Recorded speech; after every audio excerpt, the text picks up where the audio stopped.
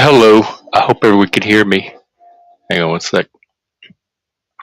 I'm trying this from my phone tonight, so I don't know how well this is going to work, and I'm not going to be on cam. I'm still not feeling very well. I don't feel I don't.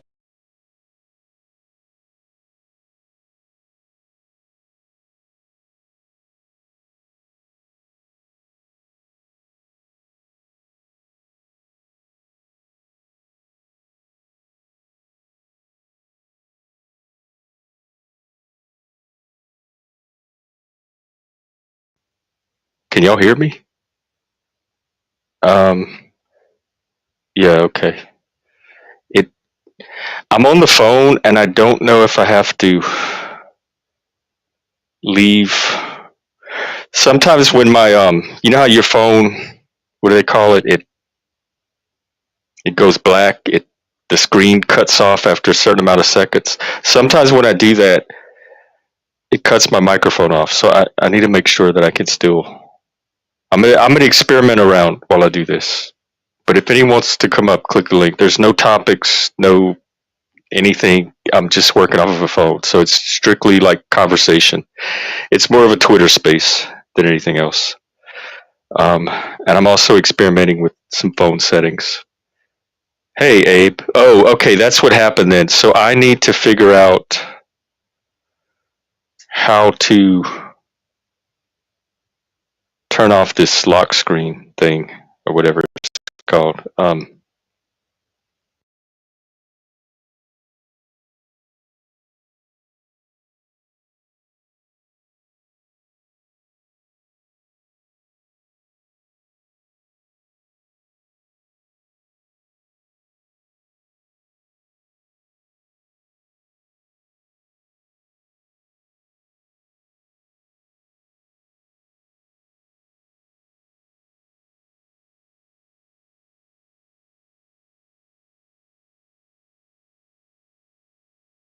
Put them in. All right. Abe at the stage. Mr. Accord at the stage. Hey, how's it going? All right. Yeah. Hey, what's up? Good. Your audio is booming, by the way. Oh, what does that mean? Like turn it down? No, I think it's okay. I mean, I don't know how mine is. I'm on my phone too.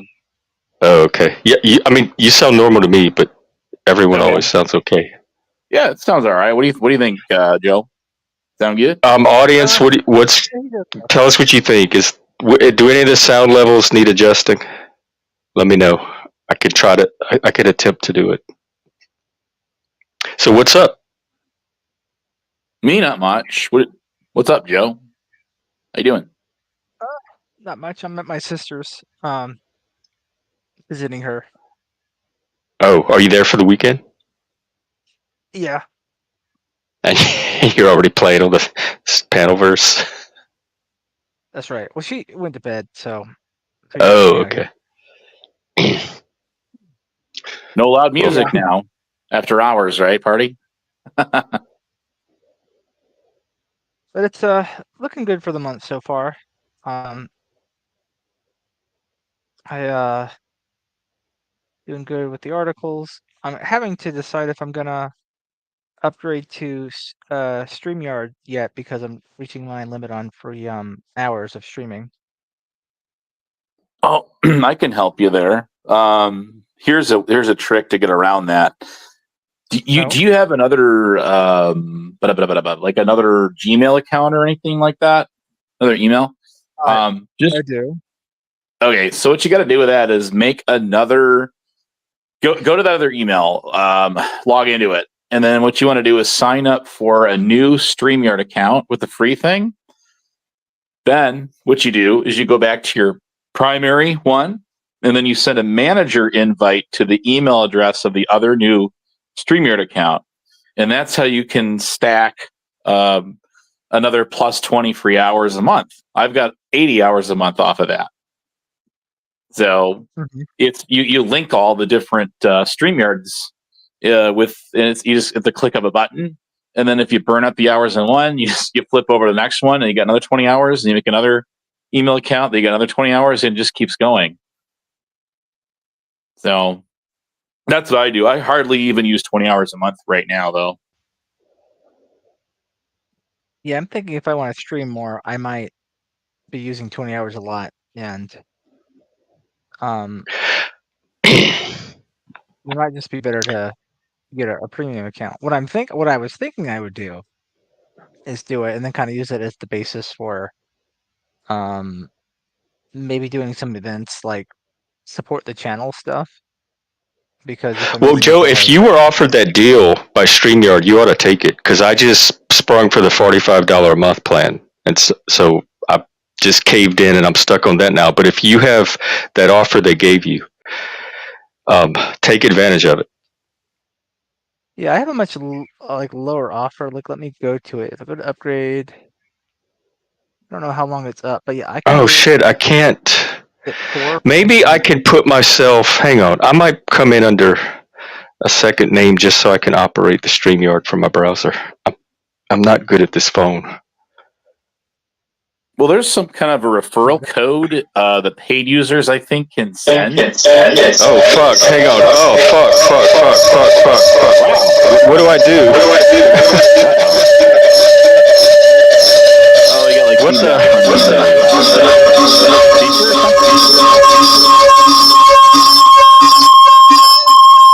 Here. What the fuck is happening?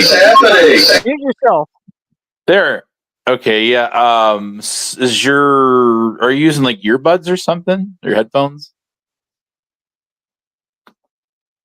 Maybe jump out of the StreamYard studio for a minute and come back in. We'll be okay here for a minute if you want to try that. So maybe it won't end your live stream. Okay, that's what it was. There, I can't. That's what it was. I can't do it under 2 accounts. No, Jeff, that was worse than 9/11 and October 7th combined. Hey, that was no wave, dude. That was art. Some of my music sounds worse than that. So I hope you enjoyed all that. That was put a lot of work into that. That's a little treat for tonight. I hope you enjoyed all that. I just can't. I can't feature comments now. Like I want to. Shift happens is saying send good vibes to all, and I want to feature it. Oh, but just go to on your phone to your comments, and then tap per comment. It'll highlight right on your panel on your StreamYard side. There, we just lost him a minute. You're the host now, sir. Oh, so I am the host now. All right. If I'm the host, why don't I have host powers? I know, but we'll you can just kind of like make do. We'll pretend. I guess for now we don't have much choice. All right, so Outliers in Exile is going in a different direction now. In this iteration of it, we're going to, instead of creating a separate safe space for men, we're going to take over the world and make all of it a safe space for men. Oh, just back. You know what? Never mind. This is frustrating the hell out of me. We got you back now. That's okay. Joe took over for a minute for you. Okay. There. Okay, I see. Yeah, there we go. All right. Yeah. You got it. But yeah, oh yeah, so Jeff, I was saying I have a discounted offer to get core. If I did the yearly package, it would average to 20 a month. Yeah, that's well, I pay 45, so that's a steal. That's what I'm saying. You should take advantage of that if you have any thought of using StreamYard at all. My problem is that my cash balances run low, and so I got to wait until my next check hits from September. So that should be sometime next week, and I just hope the offer's still up by the time that happens. If not, can you get $20 from your sister? Well, if I were to do the yearly, it would be, I guess I. Oh, because you would do the yearly. I see. Yeah, exactly. So if I did it as monthly, it'd be 25 a month. It's just still a lot less. So I might have to see how long the offer lasts. I don't. Do you use credit cards at all? I'm gonna have it though. No, I don't have any credit cards. Okay. Beautiful. This guy's got no debt. That's awesome. Not credit card. That's we're not worthy, right? I was going to suggest, you could make him a manager on your StreamYard. That would be up to you, Jeff, and he could share yours when he goes live. That doesn't cost anything extra temporarily. That's what just an idea. Well, he's wanting to do some content of his own on his own channel. Too. Yeah, I know what you mean. I mean, Joe's going to want a StreamYard account for sure. I can already tell. Yeah. It's just I get that. Getting him this good offer. Does it say when the offer ends? I don't see it anywhere. Maybe my emails say, but I'm not really sure. Let me see what StreamYard says in my emails. Yeah, but I was thinking like I could just sort of do like an event where like I want to do the Monopoly event where we can basically get people to contribute to support the channel to sort of help pay for the StreamYard to be the core, and then but also make it to support the contest where the Monopoly winner gets 60% of the funds raised. So the 40% would be to support the channel, and 60% goes to the winner. And since it would be based on fundraising for, I support the channel thing, and not requiring the participants to pay to participate, it would avoid violating an anti-gambling law. So that's probably. I was looking at another streaming, which is a software which some people are starting to use more now. It's only been around for like maybe a couple of years at best. It's called EveMux. You ever heard of it? I did a stream with EveMux. Yeah, it was okay, but they limit the amount of hours you could. It's not unlimited streaming. Right. Yeah. For the free package, you only get maximum of 2 hours per stream. Even the paid limits you. Oh, I didn't know that. Does it really? Yeah, that's why I didn't use it, because as much streaming as I do, I can't have it limited like that. No. So I had no idea. So it does it cut you off after the 2 hour mark for that too? It's like the total hours or something. Let me look at their plan. It wasn't per stream. I think it was 6 hours. I think that's what it was. Okay. It limits you to 6 hours, and that's just not. I go over 6 hours. Yeah, no, I get that totally. Right, I've done that. My longest stream was just about 10 hours. So, yeah, that's not so well. Yeah, there's that. What is it called? Like, it's called like you're talking about StreamYard. It's called like Essentials or something plan. Do I got that right? It gives it to you for less, and then all it has is it has the little StreamYard watermark on the top right, and you can still change all the backgrounds and overlays and all the other features and still get unlimited hours. It was offered to me when I had the paid version for like a month, and then I didn't offer to renew it, and then they offered me this discount plan thing. So, and there was somebody with Shift Happens there who gave me a referral code once or something, and I don't think I tried it. I don't know if she still got it or not. You might ask her if she's still there. And it gives it to you for a little bit less a month, just to have that watermark on the top right, but it gives you all the other stuff. Well, and they just got bought out by Bending Spoons, so that's why there's all these changes. And so the new company may not offer that anymore. That's a valid point. I didn't think about that. Yeah, it used to be Hoppin that owned it, right? Last April or something that sold out. Yeah. And that gets to the other advantage of upgrading to Core for StreamYard is you get the watermark out, you get some of the other features besides the unlimited hours that just make running the stream better. Yeah. And gives you a couple more managers or something and co-host seats and things. Yeah. Different stuff.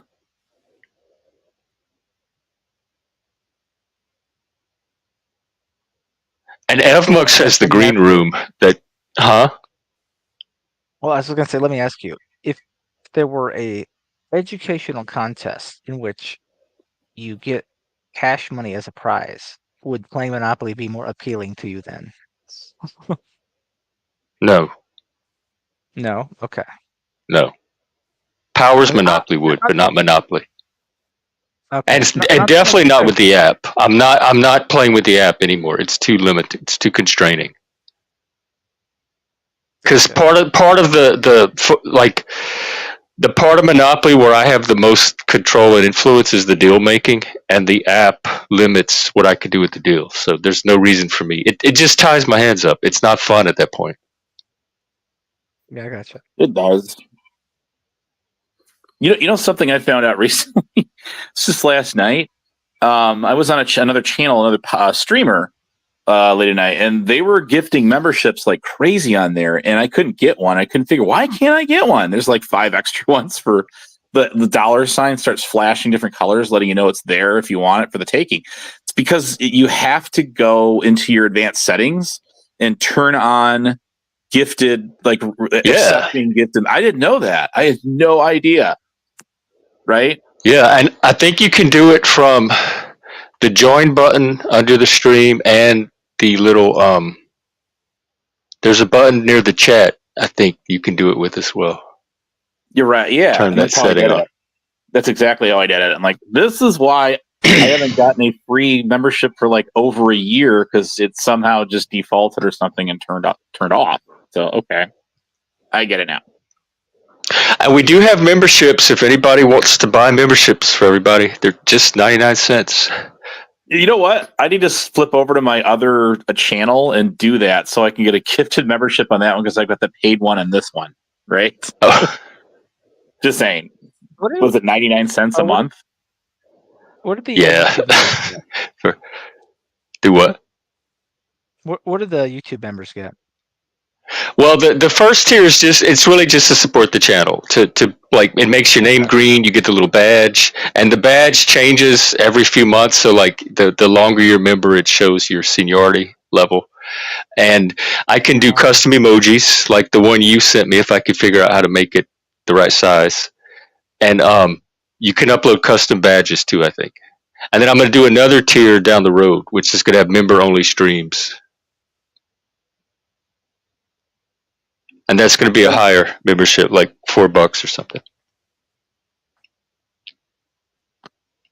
In green, I saw where Flo started to do tonight. He's doing where he's not opening the panel until he gets $80, and then each person has to buy a seat to be on the panel. And the seats are $20, and you can buy multiple seats and save them and hold on to them as assets. So he's trying a new model too for his panels, but then it's only him and Chuck on panel all night. Yeah, I was wondering if like something could be done where if you're like a top tier member, you get like a guaranteed seat if you show up first. I can do that. Here's my problem with that. The thing I'm trying to do, the community building and having this be a space that people come when they need to access support. I feel really bad about charging for that. Like, I want that to be available for the people who need it. But I could do certain streams. I could do certain member only streams where like they get a seat as part of it. Mm-hmm. So, but part of it is I'm trying to do like several different types of streams, and I need to keep the stream like the drop-in stream that I do. That's the core of this. That's the third space. But I can add additional types of streams where I may be able to monetize like you're describing. I just don't want to do it for like the open stream, because you lose that community feel of just the people, the regulars just coming and dropping in every day. I don't want people to pay just to come to the panel every day. Right. No, that makes sense. Flo is also pretty big, so it might be more in his interest to do that. And I thought he must have some other system, because I thought he was he lost his monetization. Did he? And he was appealing to get it back. So he must be having some other system to send the money to. Could be. Yeah, I was going to get a membership from him, and then it hit him, and then I'm like, dang, that stinks. He's a cool dude. I know, mine got canceled. I got notice your membership is canceled. Then I Yeah, found out man. why. And they don't give any refunds either, I don't think. But yeah, so you can also do a like a membership only live chat thing where everybody has to be green to use it. Some people have done that. I don't Yeah, think that it kind of like limits your audience. well, I But plan to do that at a higher tier for people that want like more serious content and like a more intimate experience where everybody it's more community oriented. There's going to have more of an investment. It's going to be smaller. People are going to get to know each other better. It's not going to be open to the world. So it'll be more like a Zoom call than a live stream. And so there, and I can do different tiers of that with different membership levels. And then I just need to wait till I get. I think I just need to wait till I get more people to make that worth it.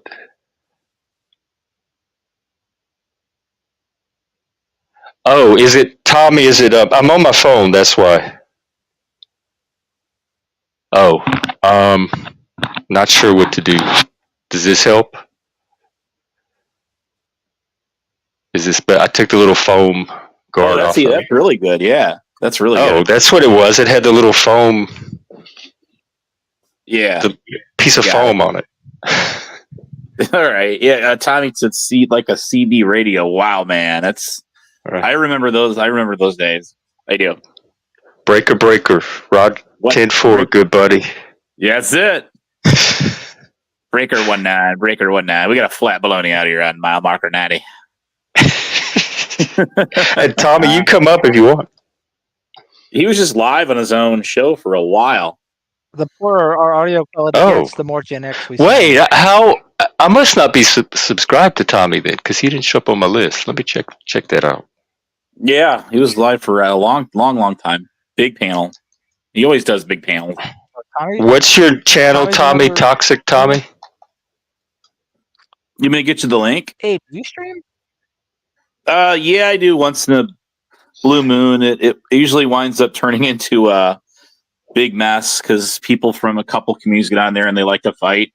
So I try to limit that. Like what usually happens with that one guy? Yes, Mike. Right. It's not just that one guy. I don't know if you watch the drama streams, Joe, but they do it over anything. It's not. The drama community is not just that one guy. They are going to have drama over many people. And if that guy never existed, they would still have drama in a drama community. So it's not like these are ordinary people and this guy came along and they suddenly became dramatic and when he leaves, they're normal people again. That's not how the drama community works. Okay, so imagine it could be something like maybe one person in your server saw the discussion that happened in the politics channel today. And so they decide, so that they have something to do today, to send screenshots to a bunch of people who aren't in that server. They're like, yo, this is what people with Gen X Jeff's server like. Let's go make drama in his streams and with the people in his streams. And it'd just be something like that, just because they might decide, oh, we don't like the discussion that happened, stuff like that. Like yes, they could do that. Yeah, I was not subscribed to Tommy. Thanks. Yes, they could do that. That's why I tried. That's why, first of all, I don't make the Discord public. I give it out 101 to people that. So that's one way to gatekeep it. And I've never had to really babysit the Discord much so far. But if that ever does happen, I'll just find out who did it and take that person out. Gotcha. So far, people are respecting the Discord, so I haven't had to worry about that. But that is possible that somebody would do that, and I'm quite sure that there are spies in the Discord from other communities that sit there and watch everything and use the information however they use it. The fact that there's even a concept of spies for this. This is people being people.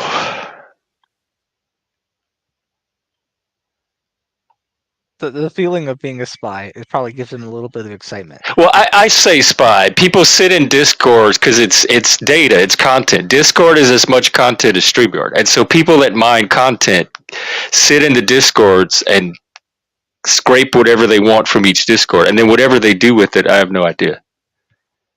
But Yeah, but I don't think much from my Discord has shown up on streams yet. yeah, well, there's not a whole lot. I mean, what I see there is pretty mild as Discords go. Yeah, we don't have a lot of. There's that one drama channel, but we don't have a lot of drama discussions in mine. It's sometimes amazing to me how much Discord servers degenerate into drama, like for no reason at all. I'm surprised this one hasn't, honestly. But And I've I'm had admitting several that, you know, servers, like since I've had like 10 or 15 servers by now, and like almost none of them have descended into drama just because of the people that I let in. it could be the IDW server. We had a public link, so people dropped in all the time, and yet it didn't really descend into drama until like its late days.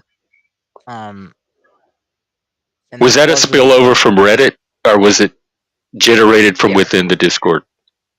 it was primarily people from Reddit, and so, but we still avoided a lot of drama. People were even surprised at the lack of it when they would come in. I think they were expecting more drama in a place like the IDW. Yeah, I don't really associate Discord with a lot of drama. That's not been my Discord experience, but the streams I do. Like there's almost no stream you can go to and not encounter some kind of drama. But in Discord, I don't know. Maybe it's because I have my settings, like I mute certain things and all that, so maybe I don't see the drama. I'm more in control of how I get exposed to it. I think servers that are more like composed of millennials and Gen Z tend to be more dramatic just because they're younger. Like I was in this Minecraft server a few months ago, like back in the spring, and it was mostly Gen Z people because it's really only Gen Z people have enough time in the day to play Minecraft all the time. And they were just like much more emotional about things and much more like willing to like escalate situations over like little things like related to a game. And like it kind of reminded me of like high school culture a bit, you know? Well, I wonder what the average age of the drama community is, because most of them seem like working working professionals. Well, They seem like adults. A lot of them have kids. They have home lives. They have jobs. They don't seem like teens, like millennial, like kids. They act like kids, but they don't seem like kids. Well, let me put it this way. I think a lot of the younger people who start drama on Discord are like kind of normal. Like they're not. There's nothing unusual about them. They're just younger and more emotional and petty. And but you don't think the adults are too? Well, I think like if I look at the drama communities that say that, you know, interact with yours, you know, in this panelverse thing, they do seem to be older, like older millennials, Gen X, but it seems to me like a lot of those folks are not your average representation of those groups. Like, there's reasons why at their age, if they're not like technically retired yet, they're online all the time, right? And I'll let you fill in the blanks for what those reasons might be, but whereas I think like a Gen Z Discord server is because Gen Z, they're not like really working or employed yet, or they're still in school, still in college, living with their parents. You know, it's just it's normal for them to have that much free time, and it's normal for them to be immature when their prefrontal cortex isn't fully developed yet. Well, I've noticed that younger gen there, like Gen Z, you're talking about, Discord seems to be their thing, their primary social media experience, right? They're like almost never on YouTube if they use it at all.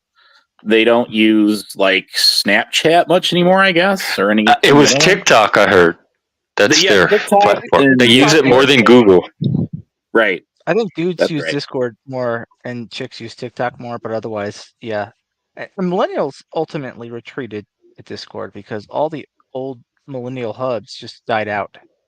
Like everything we ever had like got replaced. So MSN died, Skype died, Facebook died. None of it became good anymore. So Discord had like all the best features of the previous platforms in one. So that's like a lot of millennials have Discord now. Yeah, and it's like it was started for gamers, I know that. Yeah. And then they open it up for everyone. It's like YouTube. YouTube started out as a dating video platform. Right, that was the idea for it Yeah, originally. that's right. Yeah, that's And crazy. look at it now. Oh, God help us, right? Who would want to date this? Oh, no. So, yeah. Twitch is another one that was started for gamers, and now everyone's on there, pretty much. They said that's the gay YouTube. Like, that's where all the gays are. Well, it's got a lot of cool features I like. That's where a lot of the e-thoughts are, is on Twitch. Me and Barnabas did a Twitch stream one night trying to get the gay audience, but nobody showed up. And that's the stream I was on with the Satanists that I got kicked out of the Satanist group. It was a Twitch stream. Are you trying to capture the millennial gays, Jeff, in your audience? Well, it wasn't my idea. It was Barnabas. Okay. I let him take the lead for once. Do the whole like what's the dynamic? It's like that older gay mentor thing I've heard about. Oh, like the Greeks did? Yeah, but not quite like that. Where it's like that involves kids, but like I've heard that in some circles there's this thing where like there'll be like an age gap and like the nature of the relationship is like.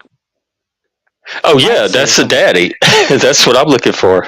Yeah. And the leather culture, the leather community was kind of set up that way. It had traditions and protocols that kind of supported that kind of older, younger mentorship. It was called the old guard. And when the new leather boys would come in, they would be taken under the wing of older guys and mentored and initiated into the leather culture. Yeah, and if you're going on Twitch, you're probably, if there is a gay audience, they're probably going to be younger than you, so you'd be the daddy in that situation. Yeah, I'm not taking anybody to raise. No way. I don't want a bunch of little gay childrens. Oh, I was going to tell you, Joe, there's other ways of streaming without using like a paid service. Yeah. You can do it through Discord and then use your OBS if you got that. You can do like Google Hangouts, or not Hangouts, it's called Google Meet now. And a friend of mine said, oh yeah, if you use Google Meet, you can have up to a maximum of 100 panelists at one time. Could you envision that? Oh wow. No, that would be insane. I didn't know you could use Google Meets. Because I know people used to do Discord. P.F. Jung and the Crucible both used to do it from Discord. But the problem with that is the guests have to be on Discord. And I used to do it on Zoom, so the guest had to have a Zoom account. And with StreamYard, it opens it to the public, and that was the advantage of StreamYard, was that anybody could come on. Right. Yeah. You could use Streamlabs. I want people to come on. I downloaded Streamlabs, and I can't figure out how to work the damn thing. It's a living complex. Nightmare. It's bad. It's okay, good. It wasn't just me. No, it's definitely not just you, Jeff. So you could also use something like Prism Live, and there's like VDO, Victor Delta Oscar Ninja, it's called, and that lets you bring panelists on through like that third-party app and do it for free. It's a little trickier, but once you get the hang of it, you're like, okay, I got this down pat. So that's you could stream all day and all night for free with that too. What's that? I'm looking at it now. Does it let you stream, or you still have to have another streaming service? No, you don't. You could. You would want to use like Prism Live, I think, or OBS. Yeah, I'm looking at Prism right now. Yeah, I use that. Sometimes I do a solo stream. I'm on my phone and just using a little like AI generated anime character on there, and I'm just talking to the audience in the chat. If I don't do a panel like this, I just do Prism Live mobile. There's a lot of options. There's Restream.io, although I don't like it because it's kind of glitchy with certain phones. I'm downloading Prism right now. Yeah, check it out, man. And you could go to some of the gaming websites where you make your own anime character, like I did, and then make like him with a couple different positions. Oh, yeah. When you stream, you have your little character that just talk. Oh, right. Okay. Yeah, and then you can use Video Ninja with that to bring up panelists if you want to do it that way. And that's all free. You could do it. You could go live 24/7 and not pay a dime. So Literally. what's the advantage of StreamYard? Just the convenience of having anybody be able to click a link? Well, it's just ease of use, right? It's like you had said, it was this all started when the pandemic era began and people were cooped up in their homes and they started doing this, right? More. And this is what really got this going. Is Prism where I could pin a link on the top of a YouTube channel and anybody could click it? Yes. You would use Video Ninja or something to do the panelists to get onto it. You know what I mean? You set up a room on Video Ninja, and then you would bring up your panelists through that to your Prism, which is feeding into your YouTube Live. Because for whatever reason, guys, YouTube has been around almost 20 years, and they don't offer any sort of like paneling option at all. So it's bare naked software they're using, bare bones. And so that's why we have to use these third-party apps to do these panels like we're doing, right? Right. So yeah, I would think someday they would come up with their own system where if you got like YouTube Premium, it would give this to you. But that kind of demonstrates that YouTube really isn't all about panels. They're all about like podcasters and how-to videos and hobbyist stuff, whatever, motors, cars, whatever it is you're doing, like food stuff, cooking with whoever, cooking with Jeff and Joe, right? So I don't know. It would be great if they would, so we wouldn't have to mess around with third-party apps and just do theirs. Maybe someday, but not right now. No.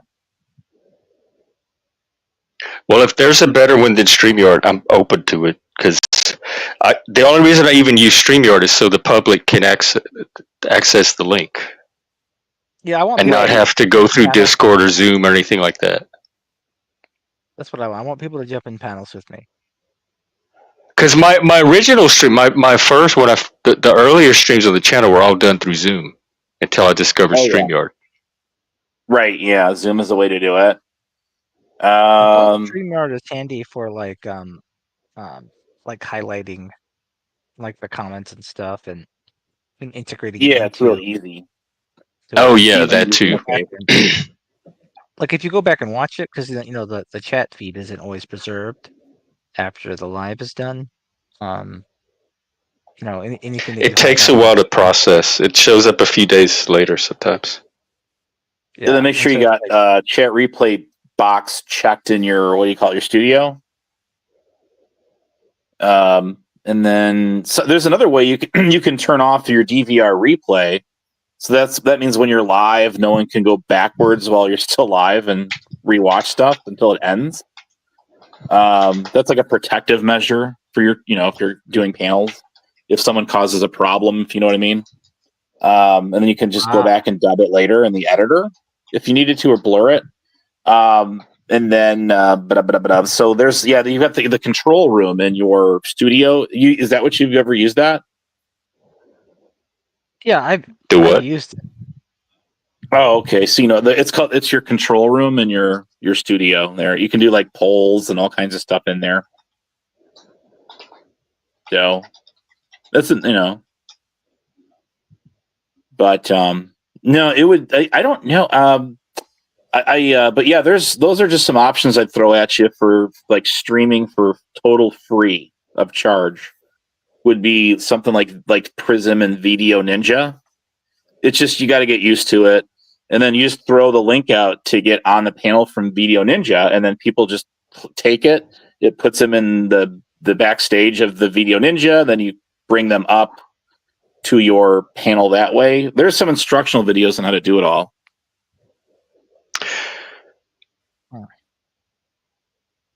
And does it have the comment too, where you can feature the comments?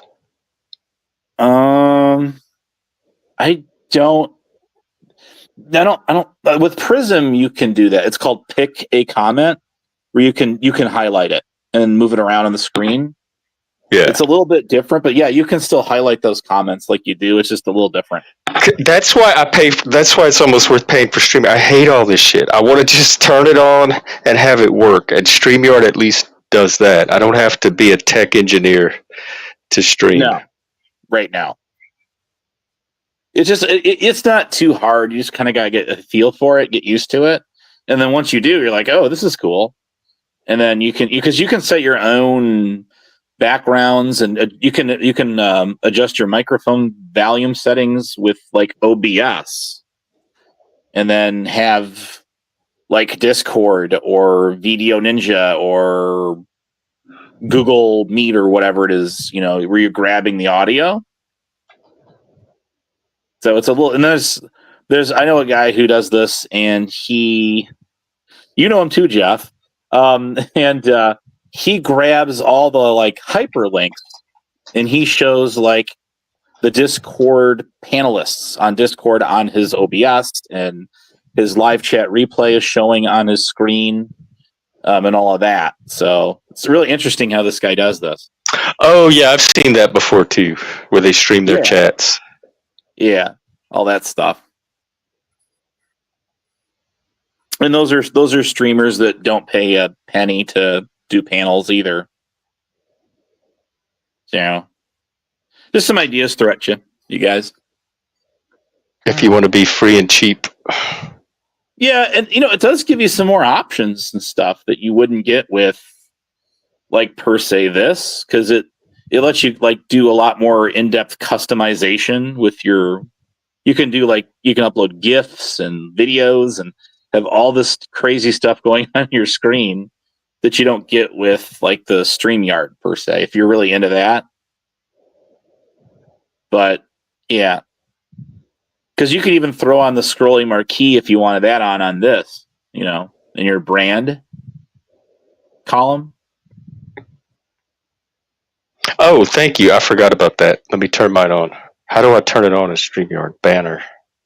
It's under brand, I think. There you go. You got it. The thing is, I can't kick people backstage. There's a troll backstage, and I can't kick them. And so I might do what? Go ahead. Tap them, and then it should give you the drop down list. Oh, right. Okay. Thanks. Yeah. Goodbye. Go. Have a good one. Banished to hell, where you belong. Be gone, later, demon. Later. Yeah. Later. Do you know who the troll was? I'm not going to say. I don't. That's part of keeping drama off the stream. Is not bringing their names up all the time. There you go. Good okay. Call. Sounds good.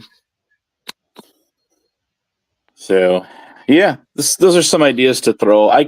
I can give you some links in your server to some of this stuff if you need any. Yeah, because it might be helpful to other people too. So feel free to post whatever.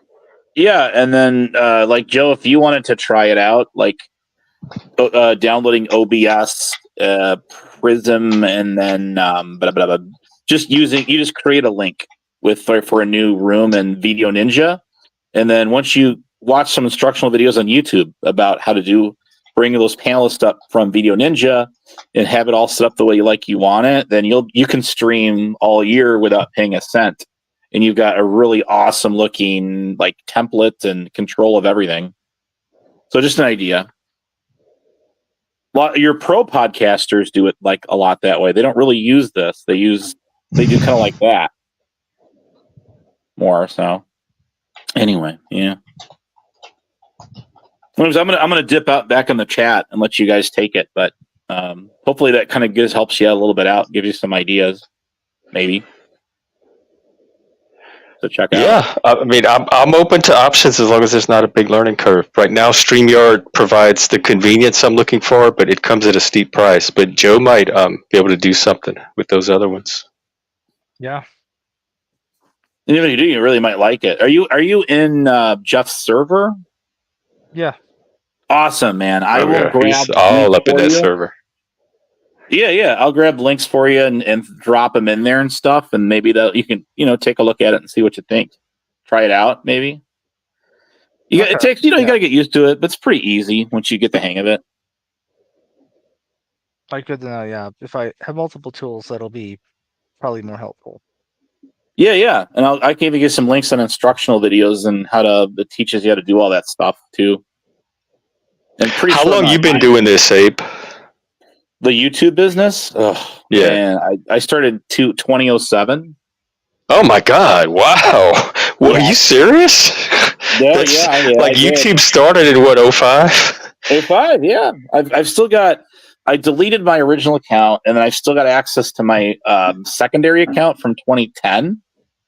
And then I'm using a couple different accounts I made years later, like in 18, or like there's one a couple one from last year. There's another one I made in like 2014 or 16, whatever along the way.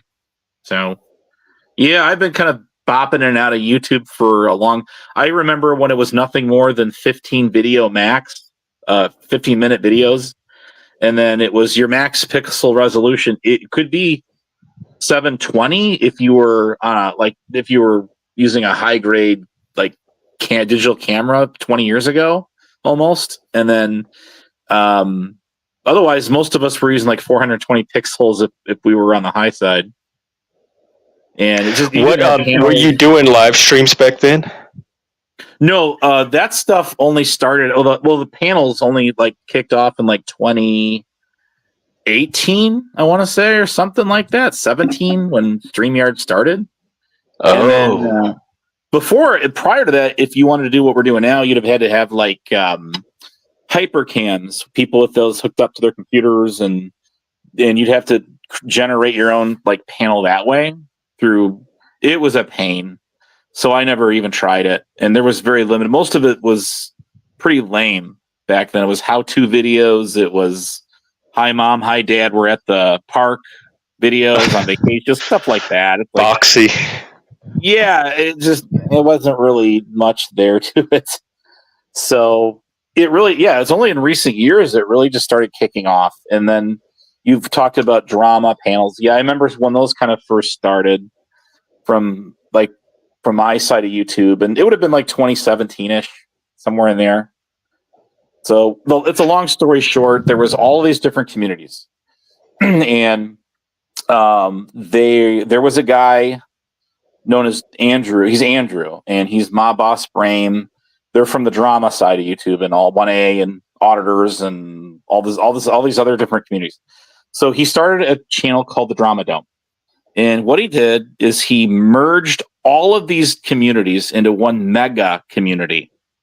And it was like a personal project of his. And so he did it with high success.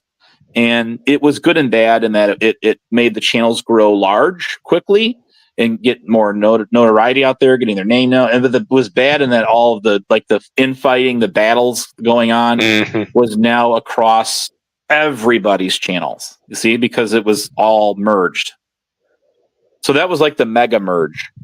So just to kind of give you a lowdown. Where is he now, or where are they now?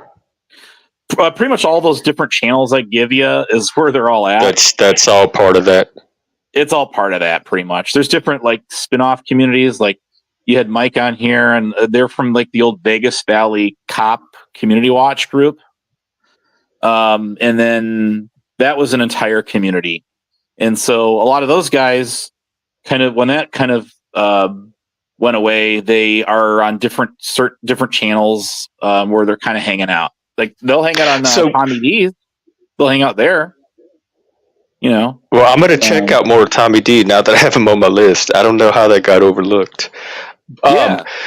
So a lot of these communities were centered around a specific activity, like cop watching or Auditing. auditing or truth. So it wasn't There was just people that. looking to just meet random people. They had some kind of common interest that brought them together. Yeah, and then they were in discords, and a lot of that drama had fueled up there, and it spilled over on YouTube, and that got turned it into like more of the toxic community or the drama stuff. And then there's paranormal hunters in there. There was with the watchdogs. That was another community. There was a group back then called the what are they called, the troll mafia brigade. That goes back a ways, and it just goes on and on and on and on, and all these different communities that have kind of, they're kind of entwined with each other to some degree. The shit show community, it's just limitless, and then everyone just kind of circles around each other once in a while and runs into each other, like you saw on my channel that one night. There was two guys that were trolling from this group called Music Biz Marty, who trolled this guy known as he's kind of a rapper dude from known as his Cyrax.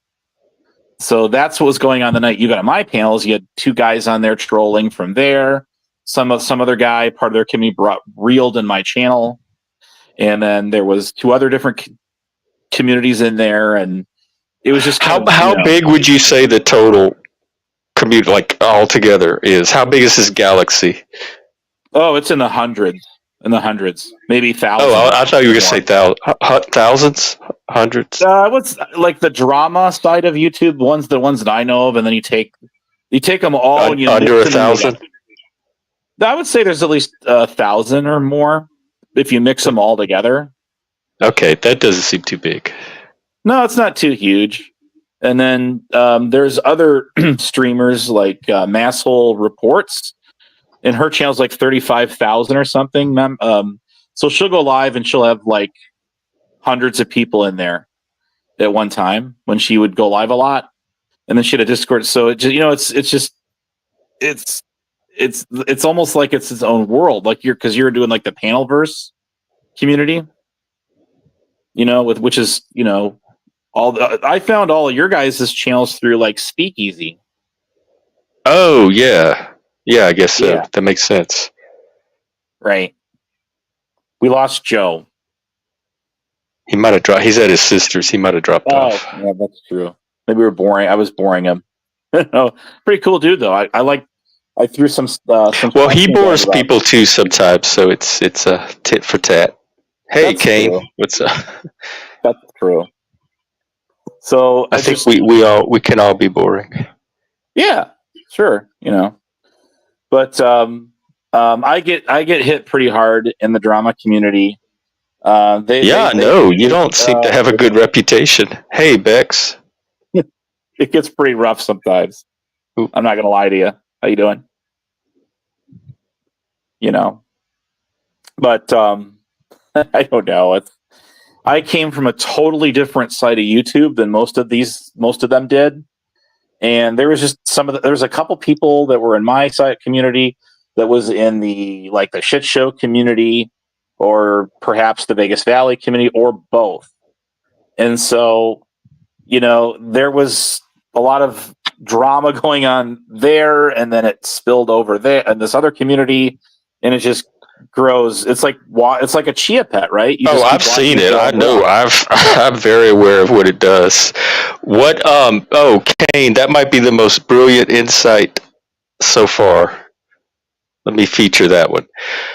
What part of the drama? What part did you come from? You said you had come from a totally different side. I did. I actually originally started in like the truther movement community. I just learned about them. Yeah, and I started out in like MySpace, like a very long time ago. Oh my God, they had all that on MySpace. Yeah, it's crazy. And then when this stuff merged from that to like this, I got involved in a community that was a mix and match community. And that's because of the Drama Dome. So because of Andrew mixing everyone together. Here, let's So- get rid of Rada. Let me send him to hell. Banish the demon. Bye, Oh, Rada. he likes to troll This me. channel is not for you. Yeah, All he right, likes go ahead. trolling me. Yeah, I Yeah. know. I'm familiar with him. Okay, He's an been around idiot. a very long time. Very long. He's time. not very bright. He makes shit up and just runs with it. He's not interested in reality or truth. That's what he does. He just looks for troll content. Right, he does. So Doug. he comes from all of that, the drama. So the community that I was in, there was people that were auditors. There was like a group called Boit, bottom of YouTube in there. They're still kind of around loosely. There was UPK, Unpopular Kids. There was some of the auditors that were left over. There was paranormal hunters in there. See what I mean? There's a couple of truthers, and it's like a mix of everything in there. So that's kind of what the community I was. Yeah, it's like a one everything in one. It's like an everything bagel, basically. Did you cut off or did I? I'm not sure. Can you hear me? Oh, you're back. Yeah, you're back. Oh, You cut out. okay. All right. So, it's just that is what it is. It's, but yeah, I get hit pretty hard from some of the people that are from like the shit show side of YouTube. That kind of like linger on my channel or other channels, and we just kind of. And I don't think they're not bad people. They're just some of them innocently troll. Some of them are out there for. How do you innocently troll? Or you mean you just don't troll maliciously? Yeah, you're not like you're not like going real world with people. You're not like trying to like swat them, dox them, whatever. Send pizzas to their house, things like that. Y'all can send me a pizza. If somebody will send me a pizza, feel free. I'll take that troll. As long as they pay for it. So, yeah, that's. Oh yeah, y'all have to pay for it. I'm not giving him anything. Zach, I believe there's a whole group of people that came in with Mike from the drama community. They like all showed up together. And I think Abe was part of that crowd. I'm sorry, who? You. Zach was wondering how you found this channel. I didn't know. I like I said, I found you through Speakeasy. That's how I found you. Oh, okay. Oh, I just found a lot of people through him. Tomfoolery, and I found Based Oracle and Flow State and Raging Tomato and on and on and on and on. Yeah. So, but you're right. I kind of am, but I'm not from that drama side of YouTube. I got kind of pulled or reeled into it from my community that I was in originally on the YouTube community that I was in. I kind of got reeled into them a little bit.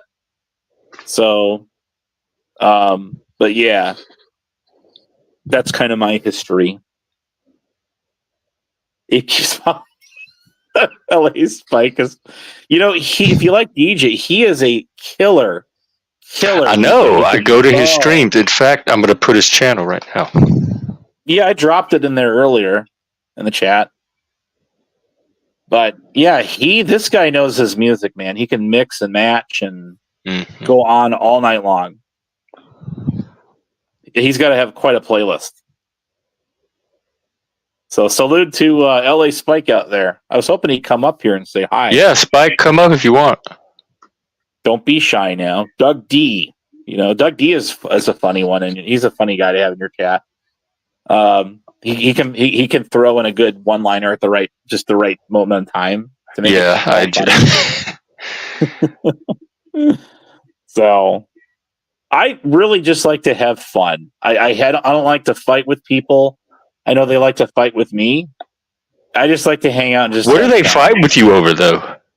Oh, because like when we talk, you don't seem like There's doesn't seem anything that dramatic about you. You seem pretty normal. There's not, but it's like the way I could best describe it as. Do you remember when you were dreading that test day in school, and you didn't study enough, and you're going to fail? No, I never studied for my test. I always aced them.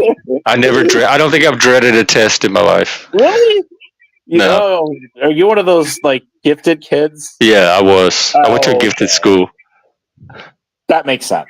Well, I did not, and kudos to you, but we would be those kids that would not be ready for this test.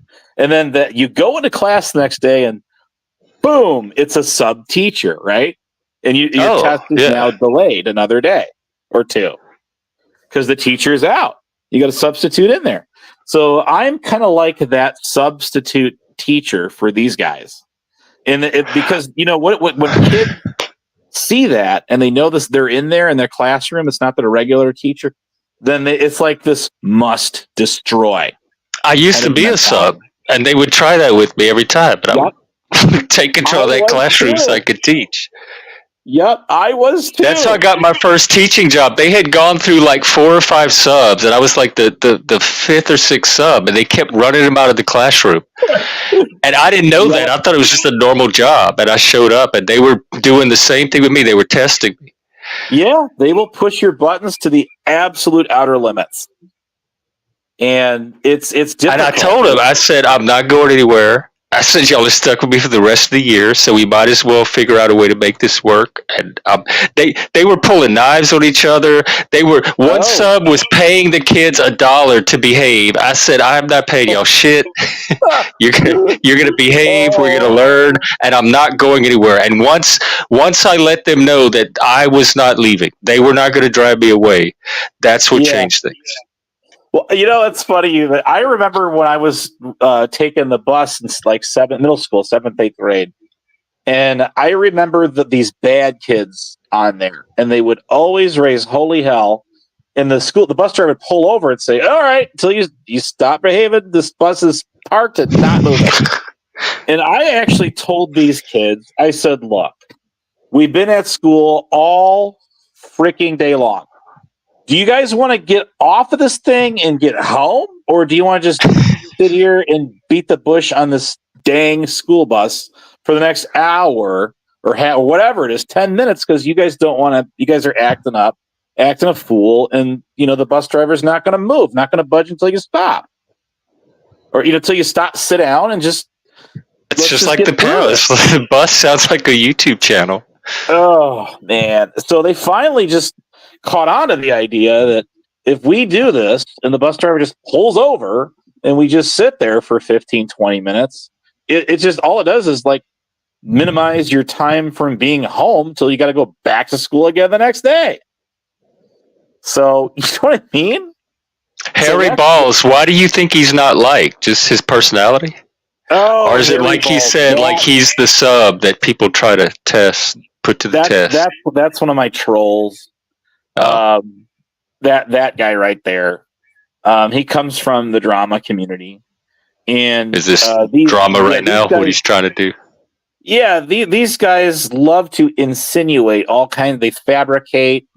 They like to project all kinds of nonsense about me that's not true, and that is one of the primary instigators right there.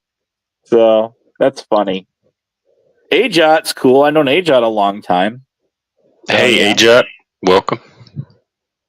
Was it American What is it? American Justice of Texas? Is that what you stand by? Oh, cool. A Texan. Yeah. At least that's her channel name.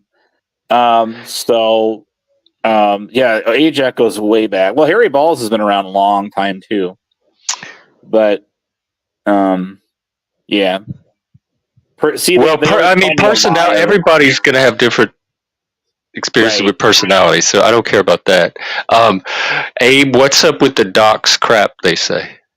That's a lie. There's this guy, the guy who had your chat, Hebrew Operator, earlier. He's a friend of mine, and it's a long story, but there was a sock, or what do you call it, a sock account of me, like when they masquerade as you. Yeah. That appeared on this one other channel, and then it threw out his name, allegedly, his like full name. And then and they think it was you. Yeah, these trolls, they know it wasn't me, and they're rolling with this troll. Oh, right. Oh, yeah, I've noticed that. They make up any, like, it doesn't have to be remotely believable, any kind of narrative that they think they can run with, and they try to. That's right. And even last year, I was getting quote unquote cloned. And there was stock accounts that were messing around with other channels, and then everyone thought it was me back then too, and it was not. It was people creating these look-alike spoofer accounts, is what they are. Yeah, I got fooled by one of those one time. It caused a whole bunch of drama in the community. Right. Yeah. So these trolls are like that one, Harry Balls. They're rolling with this. Oh yeah, that was Abe, and we proved it was you. No, you did not. Why would I do that to? Well, I was about to say that it doesn't. You don't seem like the type of person that would have a reason to just go randomly dox somebody like that. Absolutely not. I used to be in law enforcement, so at a university campus. Oh, that's right. I remember we talked about that. Yeah, I was, and that's another thing. These guys like trolling me over that too. So they even know where I used to work at. They even know what my employee number was. I gave it to them, but they still continue on with the troll. See? Well, yeah, a troll's gonna troll. That's right. Yeah, you got it. So I just shake my head every time, and I'm like, yeah, okay, whatever. Same routine. So yeah, I worked at a university in Illinois, and I was there for about 2 years, something like that. Paid full time. It was a police and public safety department that I was actually a public safety officer. Like campus police. That's exactly what we were. Yes. So part of the troll is that they said, no, it got dissolved in 2021. We got replaced by contract security. And then these trolls are saying that I was just security. That's what they're doing. Who cares about, like, why is any of that important on YouTube here? They got to have they got to have something to keep their, I call shenanigans going. Oh yeah, so, I guess so. Right. So specifically, I worked at Rockford University. That's where I worked at. And they know this. And then a couple years prior to that, I was a special deputy, a volunteer special deputy with the Winnebago County Sheriff's Department. And we were members of a hazmat team called CERT, which stands for Sheriff's Emergency Response Team. We were given like blue lights for our cars and, a 6-point star badge and a commission ID card and all of that stuff. And that's another troll that these guys like to roll with me. So I've actually just given you where I used to work at right here on your panel. I mean, well, how more specific could you be than that, right? But the trolls keep it going. He's not a broken record to me. This is my panel, and I'm enjoying the conversation. If you've seen it before, then go find another channel to look at. Not everybody watches all the panels you do and has heard all the conversations you have. This may be new to a lot of people. That's true. And I've also noticed trolls are very self-absorbed. They have no broader perspective outside of their own little world either. They absolutely are. Yes. And this is how they have these True Colors is about to get bounced. He's about to get sent to the Inferno. Well, I would envision probably so, yeah. But it's just that's what these guys do. And yeah, no, I don't get the pleasure for I don't get what keeps them doing, but I don't understand video games either. So they get some kind of dopamine rush from doing this. That's a good comparison. I like that. Can I reuse that later on my own channel? Yeah, take it. That's great. I like that, Jeff. So it's funny, these guys, and I don't hate them. Don't get me wrong. But like I say, they keep saying I was a fake cop and all this stuff. They actually know where I worked at. They know when I worked there. They know the actual badge numbers and crap I used to have. What more? What do you need? My DNA strand? To prove it? What new so far he's talked about streaming software. He's talked about the YouTube drama, which everybody else talks about. So I don't know why when Abe talks about it, it's like the same old song, but when everybody else in the Dramaverse talks about it, it's not the same. I feel like Abe's getting singled out here for some reason for something that I see 90% of people on YouTube. They loop on the same drama over and over and over to where it just bores me to the point of emotional breakdown. But somehow Abe is the one being the broken record. Right. So I'm not seeing the subtle difference between what Abe's doing and what everybody else is doing because it looks identical to me. Maybe I don't have an expert eye to see it. Maybe not, Jeff. Maybe if you and me both, right? But that's part of their troll narrative. They have little But this is my channel, and y'all go somewhere else if you don't like the topic. I don't like having my channel manipulated and me being manipulated. Right there. Complaining is not going to get me to do something different. It's just going to make me wonder why you're here. That's all complaining is going to do. Yeah, that's hilarious. So, all right, let me get rid of some of these trolls. I'm about tired of this. Goodbye. I fully understand. Enjoy the oh, hang on, I got to do it from StreamYard. Can you do that from StreamYard? Oh no, wait, I can do it from YouTube. Because otherwise, I would help you out a little bit with that. But I'm on your panel right now. StreamYard lets me ban. It looks like YouTube only lets me time out. Oh, is that right? Hide. That's what I have to do. Hide user. I didn't know that. All right. But yes, this is what they do, and they do it as a group. You notice how they all showed up at the same time? So no, Kane, I wasn't talking about you. I was talking about these trolls. Right. No.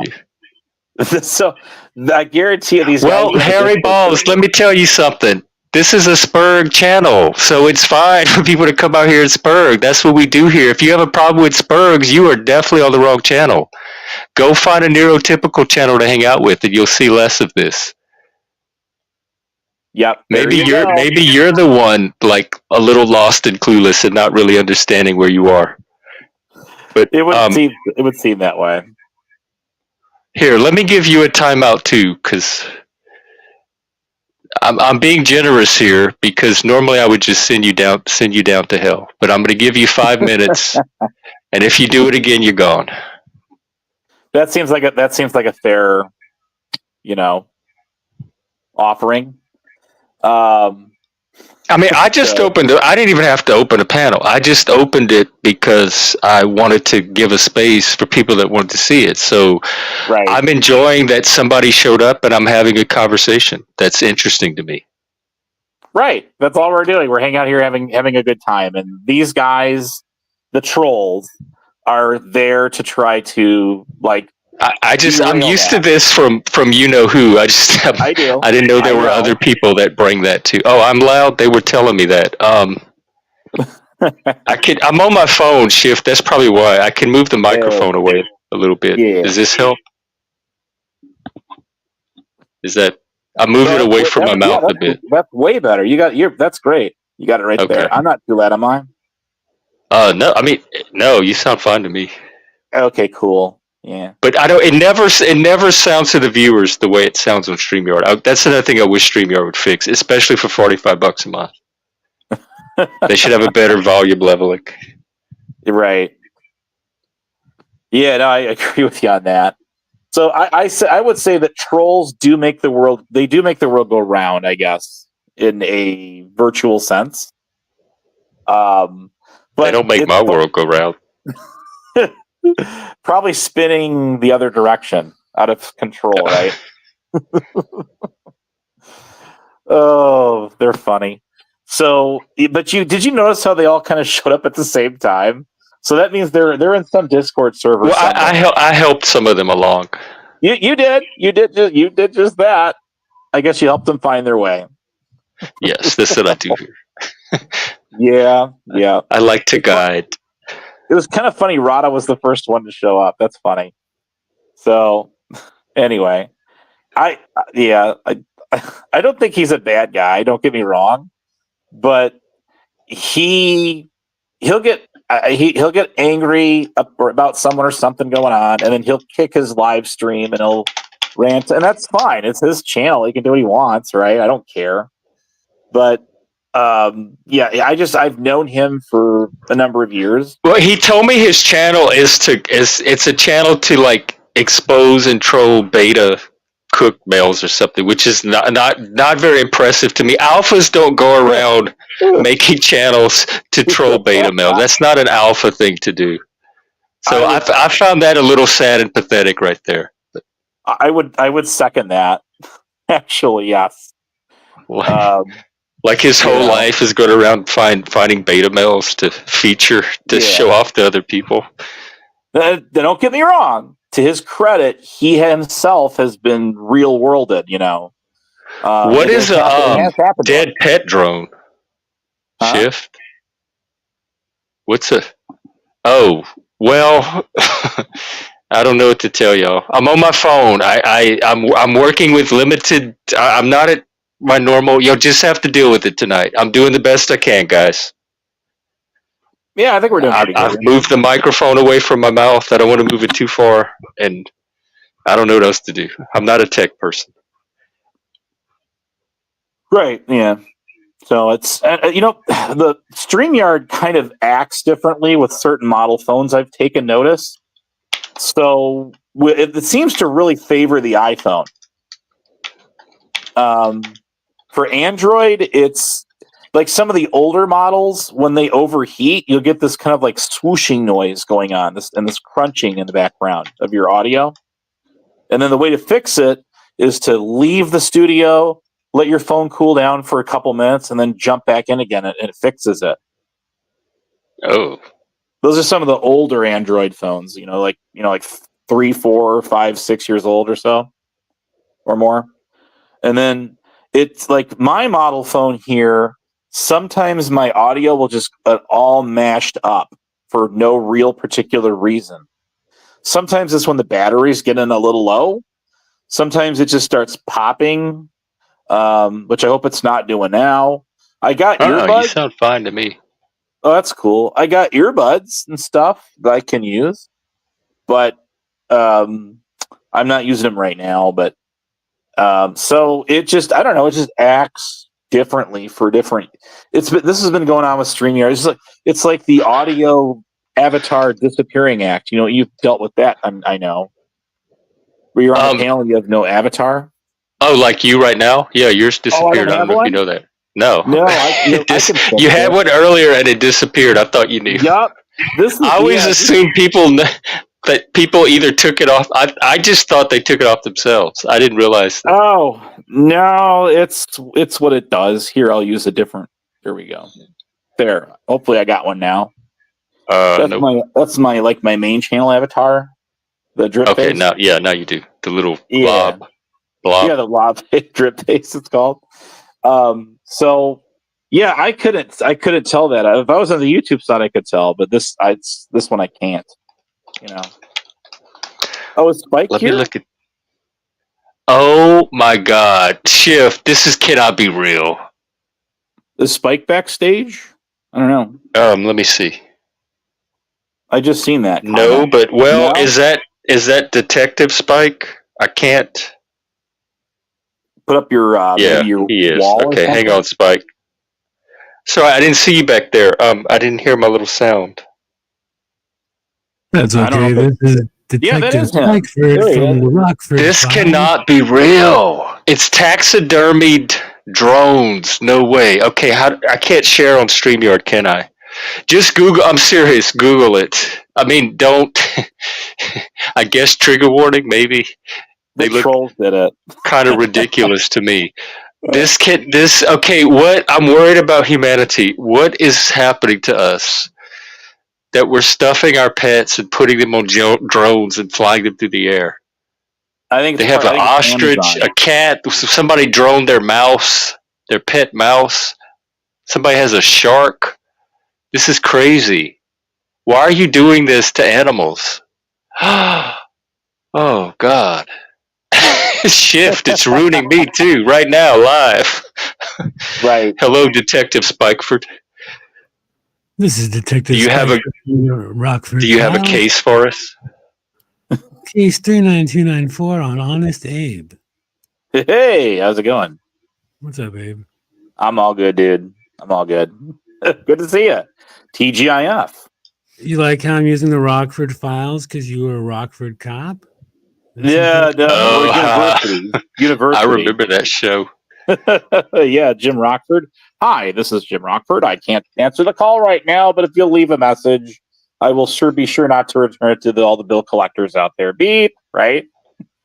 And then he drives around in his Camaro or something or whatever that was. Right. Oh, that's great. Yeah, sadly, we lost him a couple years or so ago, didn't we? Yeah, the I think actor. so. Yeah, James Garner. James Garner. That's Shifty. right. Yeah, that's him. Yeah, that's I, right. Kodak. What's I know up? him from Oh Kodak. boy. I just wanted to get permission from Spike. Hey, Spike, Hello, in a Yeah. million years, when you pass, can I have permission to taxidermy you and turn you into a drone? Fly you around a drone. We Don't could look put at me your like mixes. that. Don't look at me like that, Spike. Don't look at me like that. Look away from me. Spike, look away. Thank you. Okay. Oh my aren't you God! glad- You no, what? yeah, He don't look at changes me. his eyes. Yeah. Yeah, he's got one of those. Aren't you glad that I'm asking you now? I just want to I want to make sure I honor you. You This can is only my press real the voice. nectarine. He's got a GIF avatar. Yeah. No. No, I just This is- manually am neurotic. Yeah, and- this is manual. Don't auto hey, assume. look, that's one of my drawings. Oh, cool. That's beautiful, Spike. Imagine if it was Thanks. taxidermied and flying all around the place. Fine. Oh no, I'm not a fuzzy. Not yet. Gen X Chef, did you see the part where they were like, we could turn a crab salad into a drone? What? Oh no! I didn't even watch it. I just looked I at the pictures. know. You're here doing this. If you watched it on fast forward on mute and you're fucked up, I'm sorry. I'm not. Look, I welcome to never can unsee what you saw. Sorry.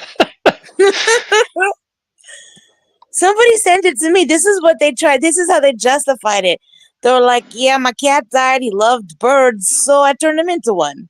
What? Oh hey, STO. Oh wait, how do I? State the obvious. There you go. Biff's one of my grandmaster trolls. Oh, God. You know what I bet a Grandmaster Troll loves? Being referred to as that. Way to go. Right. No, I'll give you that. Yeah. I guess, That's like I it. say, takes all kinds, right? I don't know. I don't know you. I ain't the one. Well, I've done I've made sure that I've done everything I could. If I get on your channel to try to to not get them bombarding your chat because I'm there. Because you I've can done tell my that. best. Well, Hey, you Jeff? do a pretty good job. You are not the worst by far. Jeff, can you put me on top of him so he doesn't get that goo all over me? Just dripping and shit. I will try. Let me see. What do I just drag I it? did change my avatar. How's that? There You we want me go. to put you by Spike? Here, that'll get you away from the goo. Now you're on top of Spike. Yeah, that's where I belong, right? Oh, yeah. But Spike has goo on his nose. You might get some of that on you. No, that's I yeah. got goo on my nose from Shift. That's right. I put it there. Well, it's like the mob leaders, the Godfathers. They sit at the ends of the far long rectangle tables, right on the two ends. That's like where you and Jeff are right now. What? I The top forgot to tier, listen. the top tier panel positions are the top left and right. It's like It's like the host on the left, the co-host to the right, usually, right? You talking about the movie? Yeah, right. Like Godfather. I never saw it. That's why. Yeah, me either. yeah, I also like- didn't see The Matrix or The Notebook. I don't fuck around like that. Tough crowd tonight, I'm telling you. Yeah, I didn't expect this. Right? Gen X, did you get freaked out? Did you see the movie Terminator 2? No, I only saw the first one. Oh gosh, Wow. I'm glad. In the second one, they had liquid Terminator fuckers, and there's this one part that I see when I blink my eyes sometimes, and it was like this dude had like his hands turned into like metal spatulas, and he fucked around and he like grabbed a hold of a cop car, and I just never been the same. Kind of like how That's you're right. gonna be after you saw this taxidermy flying drone stuff. What? I thought he was making breakfast with them spatulas, but yeah, I know what you're talking. I know what you mean. Yeah. That was Hello, where, Mall Sarah, Cop. yeah, that was where Sarah Connor. There's a sock account of me. That's a new one Is too. that? Should you want me to Well, kick it? I don't. They don't really bother me. I mean, I'm just. You can do what you want with them. Okay. But You As long gotta I as don't. it's They lick don't not, it. bother as me long at as it's all. not too distracting to the Yeah. chat. I don't. They don't. I don't care what they do. They even hang out on my Wait, channel too. Gen X Chef, I have a question. So is this a safe space for men only? It's not a safe space at all. It's a very Then it is unsafe space. okay. No, it's not for men only. I've done a Okay. few. It's mostly men that tend to hang out here because I don't know, we all Okay. get along. But women are welcome. But every now and then I do male only panels, but no, I haven't done one in Oh, a while. It's okay. actually strong enough for a man, but made for a woman. I like that. Made. Yeah, I couldn't really Okay. reverse it. Or strong enough for a I think woman. a lot of women, I've noticed, not even on my panel, a lot of women don't seem comfortable just hopping on a panel. They have to like coordinate with other women and make sure Think there's through another cycles and woman on the stuff. panel, and it's some safety thing they have, which is fine. They need to Oh wow, manage those needs. wow. No, I'm just like interesting. I tried to do an all women's panel one night, and they did not want it. I offered to have a woman run the panel. She's like, no, I don't want that. That's the ladies' night out on Gen X Jeff. Coming your way right now. So I'm just going to keep this as a gay bar for straight men. Cool. And women are welcome. I have a reputation for not letting women on, but I don't know where that comes from. I haven't seen that. I mean, you've had a lot of women get on your panels. Spike Oily. Sorry, I just saw it. If it's women choosing not to come on, I don't know why they're framing it as me not letting women on.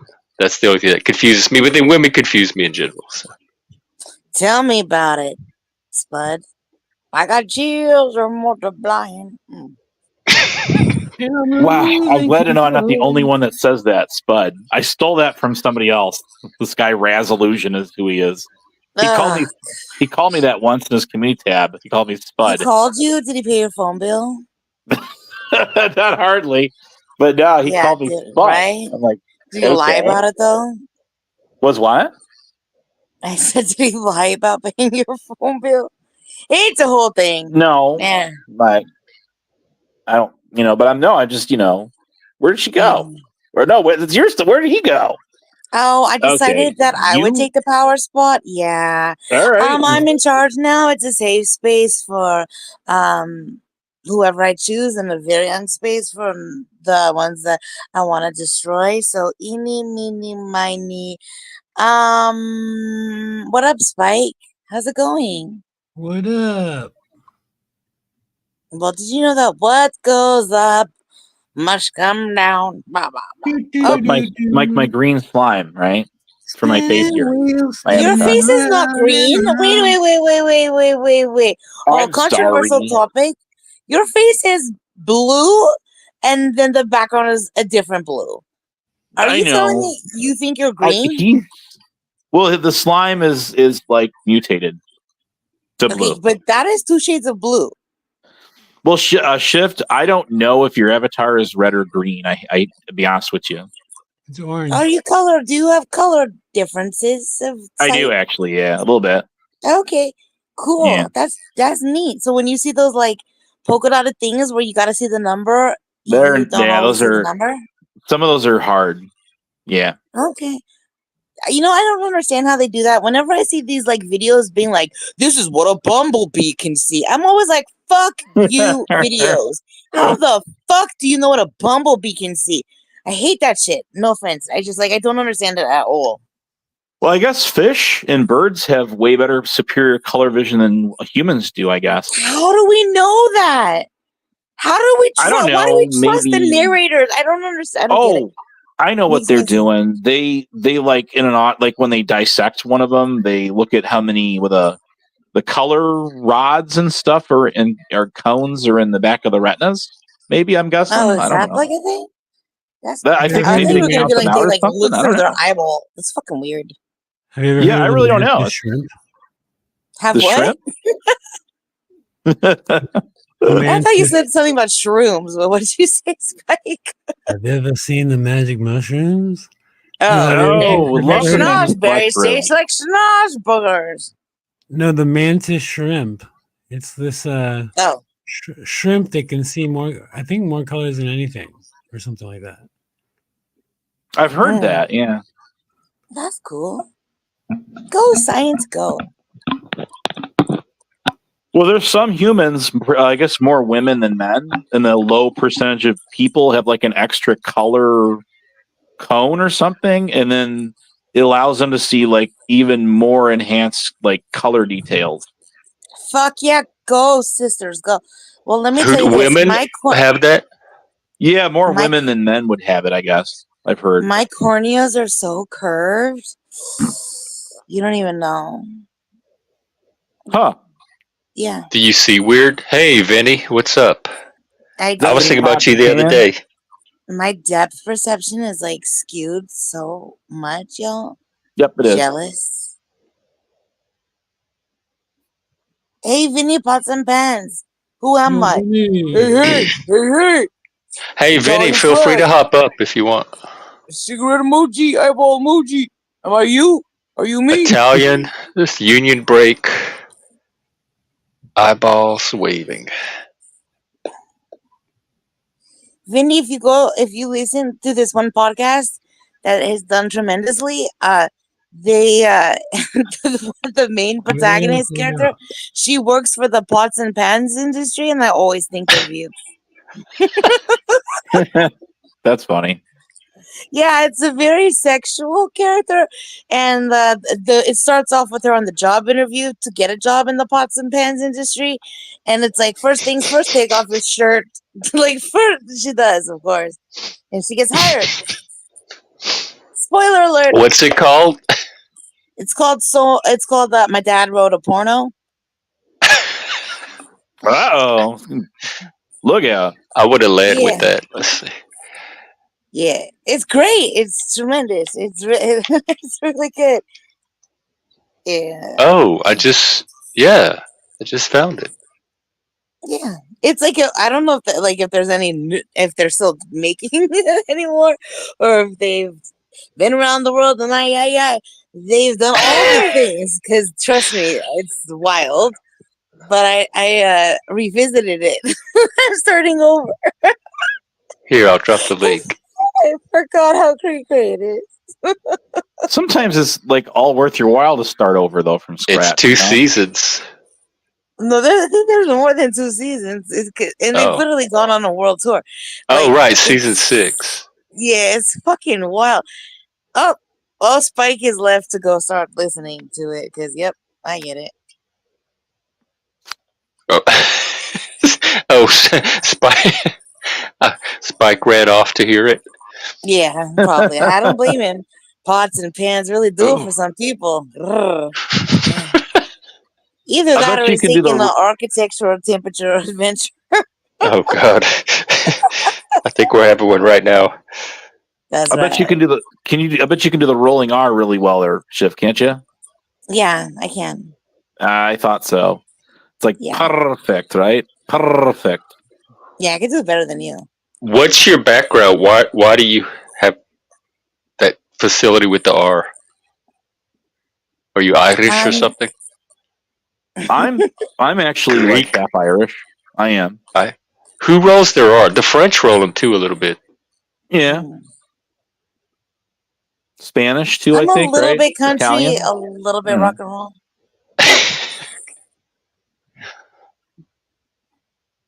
Well, my hometown wants to survey, which was played on the American Top 40 with Casey Kasem. And Look at you. they determined that my hometown, Rockford, Illinois, had the largest amount of Elvis Presley fans than anywhere in America at the time, like 2007 or something like that. It was a survey said. Like ever, when he was around. No, I don't know how. I don't exactly remember how the survey was done. It was just, I think it was just like at that time, like 2007 or something. What do you think about that rumor about like Nicolas Cage or whatever, like going into his bathroom Elvis's bathroom or whatever. Wait, did Elvis die at home or in the hotel bathroom? I heard he died on the commode. I was around when Elvis died. I remember it on the But news. was I it remember at his people talking home about it. commode or at a hotel? Let me look. When did he I die? don't know myself. 77. 77. Wow. Yeah, I was about 6 or 7 years old, and I remember the grown-ups talking. And I remember when Carrie Carpenter died too, because they were talking about it. Let me Wow. see how he. No, but where? Where? Home or out and about? That's what I'm trying to see. It doesn't. Oh, life and career. Okay, let's see. Death. He was scheduled on an evening flight out of Memphis to Portland. That afternoon, his fiancée discovered him on the bathroom floor of his Graceland mansion. He died at Graceland Okay. on the throne. Okay, right. So there's like this whole thing about like nobody was allowed to go upstairs, like in his home and all this stuff, right? But Really? then, I know that. yeah, like no, it was like sealed off or some shit. But then Nicolas Cage, who like married his like daughter, right? Am I tripping? No. Okay, I'm then following you. so allegedly he like got to go upstairs. Allegedly he even sat on the throne, and then he got fucking super duper spooked out, y'all, and like shit went down. I don't know what, and It question happens. yeah, It shit does. happened. What's a high frequency moon?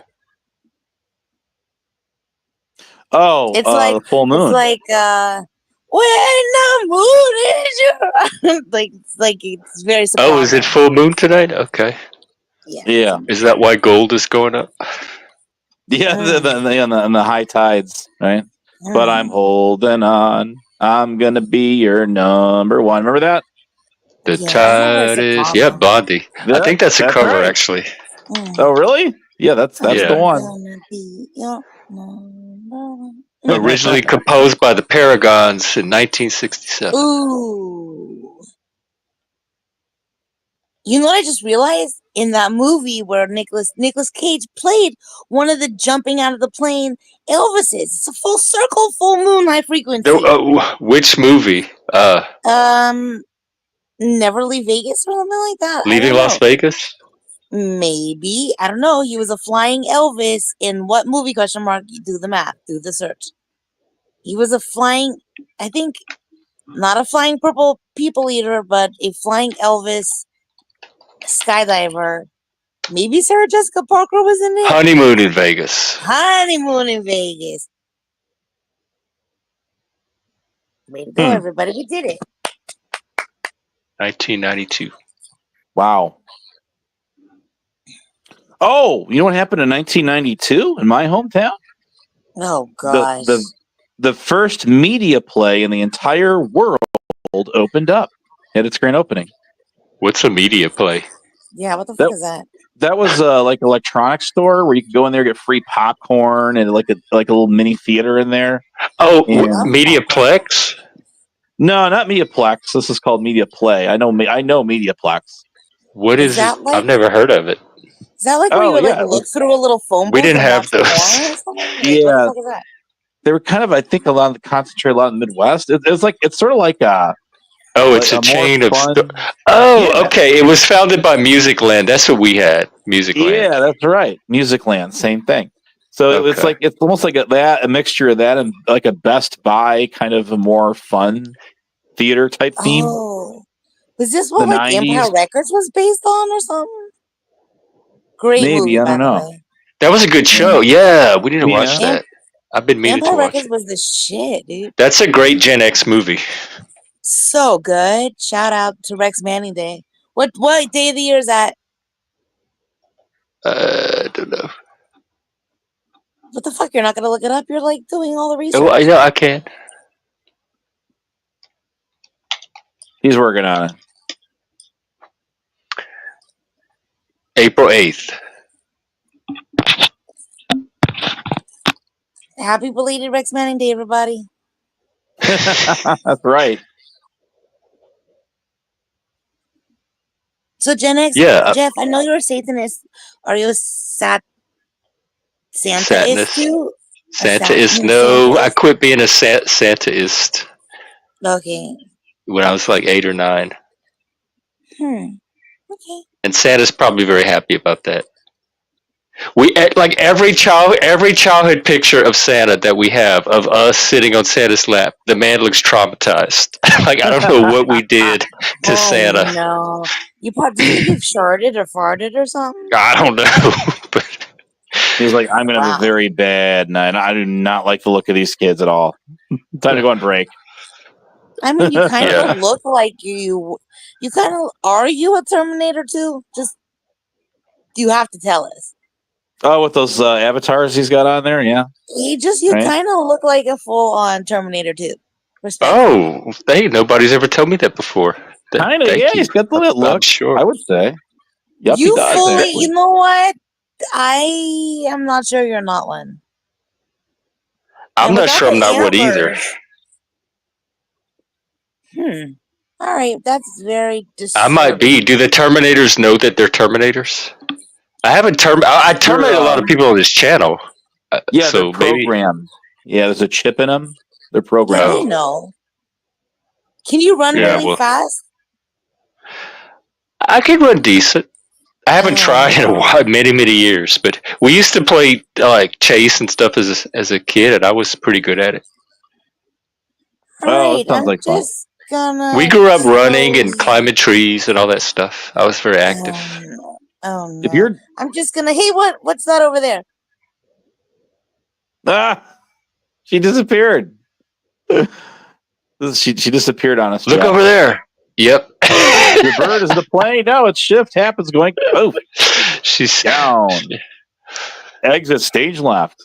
No, The her Pink little Panther. drone. She took her little drone and flew off. Must have been right. Now, if you're Gen X, I'm a Zennial, like with an X. No way. Zennial. There's no way you're a Zennial. If you started YouTube in 2007, there's no way you're a Zennial. Oh, Zennial, not Z. Okay, yeah, Zennial. That's the cusp of Gen X and Millennial. So what do you think about The Matrix? I think it's grand. I think it's great. I figured. And Most think millennials, Zennials do.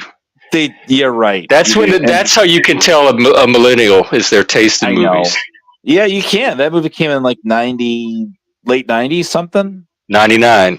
Okay, that was the same year Office Space came out. Remember? Yep. I looked it up today. Wow. I was gonna cue that one up too. I'm trying to go through all the good Gen X movies. Oh yeah. So if you just go ahead and be a good sport there, Jeff, and just go ahead and take care of those TPS reports, that would be great. Okay. Bye. Excuse me. I believe you have my stapler, Milton. I'll set the building on fire. How is that an indication of how many times you watched it, or how much of a spurg you are? Oh, everybody can literally relate to that movie in some way, shape, or form, right? So it's like these trolls out here. I mean, literally, it's like the Bobs. Remember when he went to go meet with the Bobs, the auditors, and he would be like, yeah, normally I come in like late every day, and I sneak in through the back door, but Lindbergh, his boss, doesn't notice it and I just sort of sit at my desk and just sort of space out for the first 2 hours, do nothing, and then the Bobs are going like, "What do you space out? Can you just go ahead and sort of be a good sport there, Jack, and just sort of tell us a little bit more about this space out thing?" It was so quirky, so cheesy that it's like is the perfect movie. It really was. It was so Mike Judge too. That's right. Yes. And because of that movie, the Swingline Stapler Company started making red Swingline staplers. Because remember, Milton always cherished his red stapler, and then the Lundberg was always grabbing it and stealing it from him just to annoy him. The whole movie was based on Milton. It was. Yes, it absolutely was. Even though he was a supporting character. You're right, it was. Yeah, it was so... What's that? Yeah, go ahead. No, I was just at the end of the day, he ended up taking the check that Jack left slid under the door, right, of the boss's office. where they like made that software that generated like all that money, multi-millions of dollars.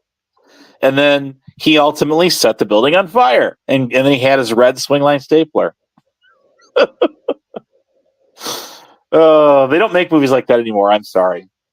Yeah, I agree. They don't. We had the best music and the best movies. Sorry about that. We had boom boxes. I remember though. I grew up with the boom boxes.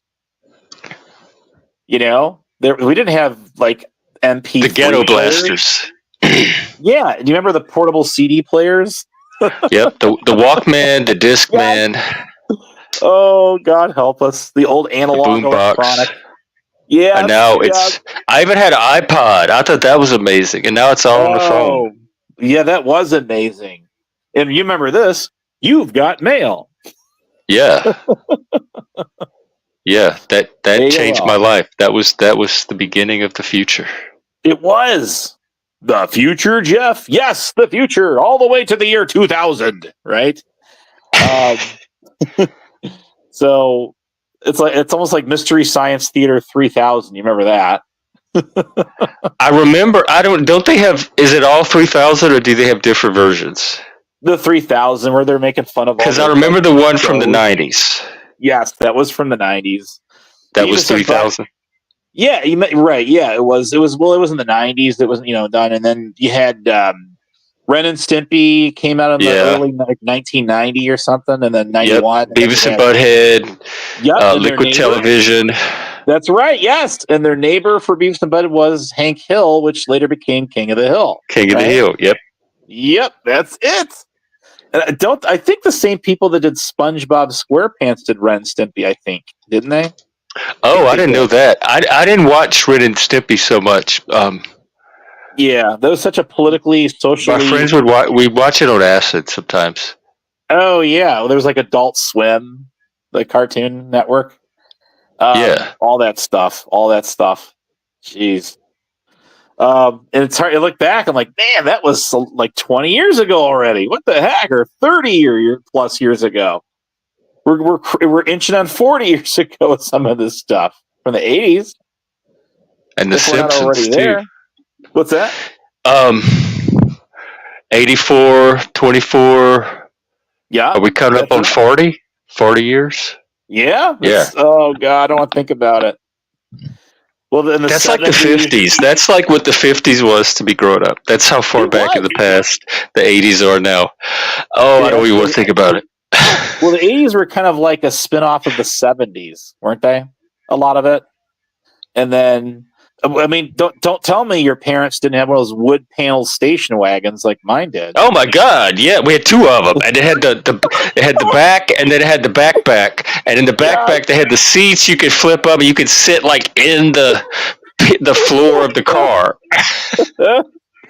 Oh, it's like you had your own arsenal or armament of station wagons.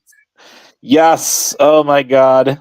Yeah, and they would put all the kids in the back with the games and the colored books and the invisible ink books and the card game, and we'd go on vacation and entertain ourselves. And it was a luxury station wagon if it had the cassette player with FM radio, because the stock version ones only had AM radio, right? I think we had FM, but we definitely did not have the cassette player. Yeah, see what I mean? That was like a luxury item. Yeah, those came later. A car with a built-in cassette deck was a miracle. That was like a really fancy car. And I remember like some of the guys would have their trucks taken. They had these shops where you could take your truck and they would like pimp it and do all this stuff to it, and you could get a cassette deck installed. And they put big speakers in the back, and they decorate the sides. And the guys would take their trucks. And I didn't realize I'm on my phone, Steve. So hang on, let me get this guy on stage. Oh yeah, it's harder to look at your studio. That's right. I'm not hearing the doorbell. Welcome. What? Hi, honey, why are you on your phone, Jeff? Because I wasn't feeling well earlier, and I was on the couch. Oh, gotcha. I was thinking about you the other day. What's up? Oh yeah. Really? What were you thinking about? Just what you were up to. Hadn't heard from you in a while. Working. That's about it, man. Working and reading. Reading? What you reading? Well, right now I'm reading Dr. Mason's new book, The Raceless Anti-Racist. And then I was reading the rest of Fatal Half Measures by Yevgeny Yevchenko. What's the second one? It's Fatal Half Measures. It's by a Russian author, Yevgeny Yevchenko. It's about how democracy and black markets thrived in the Soviet Union. Sounds cool. Oh, okay. I'm ever the anti-communist, so fuck communism. If you support communism, you're a fucking moron. Well, how okay, how do I want to phrase this? Communism is associated with the left, particularly the progressive left. So how do you negotiate being a leftist and anti-communist when the left seems being more and more pulled in that direction? Well, I'm an old school liberal, but it doesn't take much. What it takes for communism to thrive is a very, very poor lower class. Guess where we're at? A very, very poor lower class. I mean, look at the divide between housing markets and what they were now and versus 5 years ago. I couldn't afford to live in the house that I bought in 2018, dude. And so it's really easy to make an argument for communism when capitalism is taking such a pained effort to be screwed up by politicians and all that shit. But that's what my personal opinion is. Sorry, I've been drinking a little bit, so I might be a little bit mad. I don't know. Have I seen Drunk Steve before? I don't know if I have. So I'm not drunk. I just barely started drinking a little while ago. But no, it's just the biggest thing that draws communists is to be able to criticize capitalism.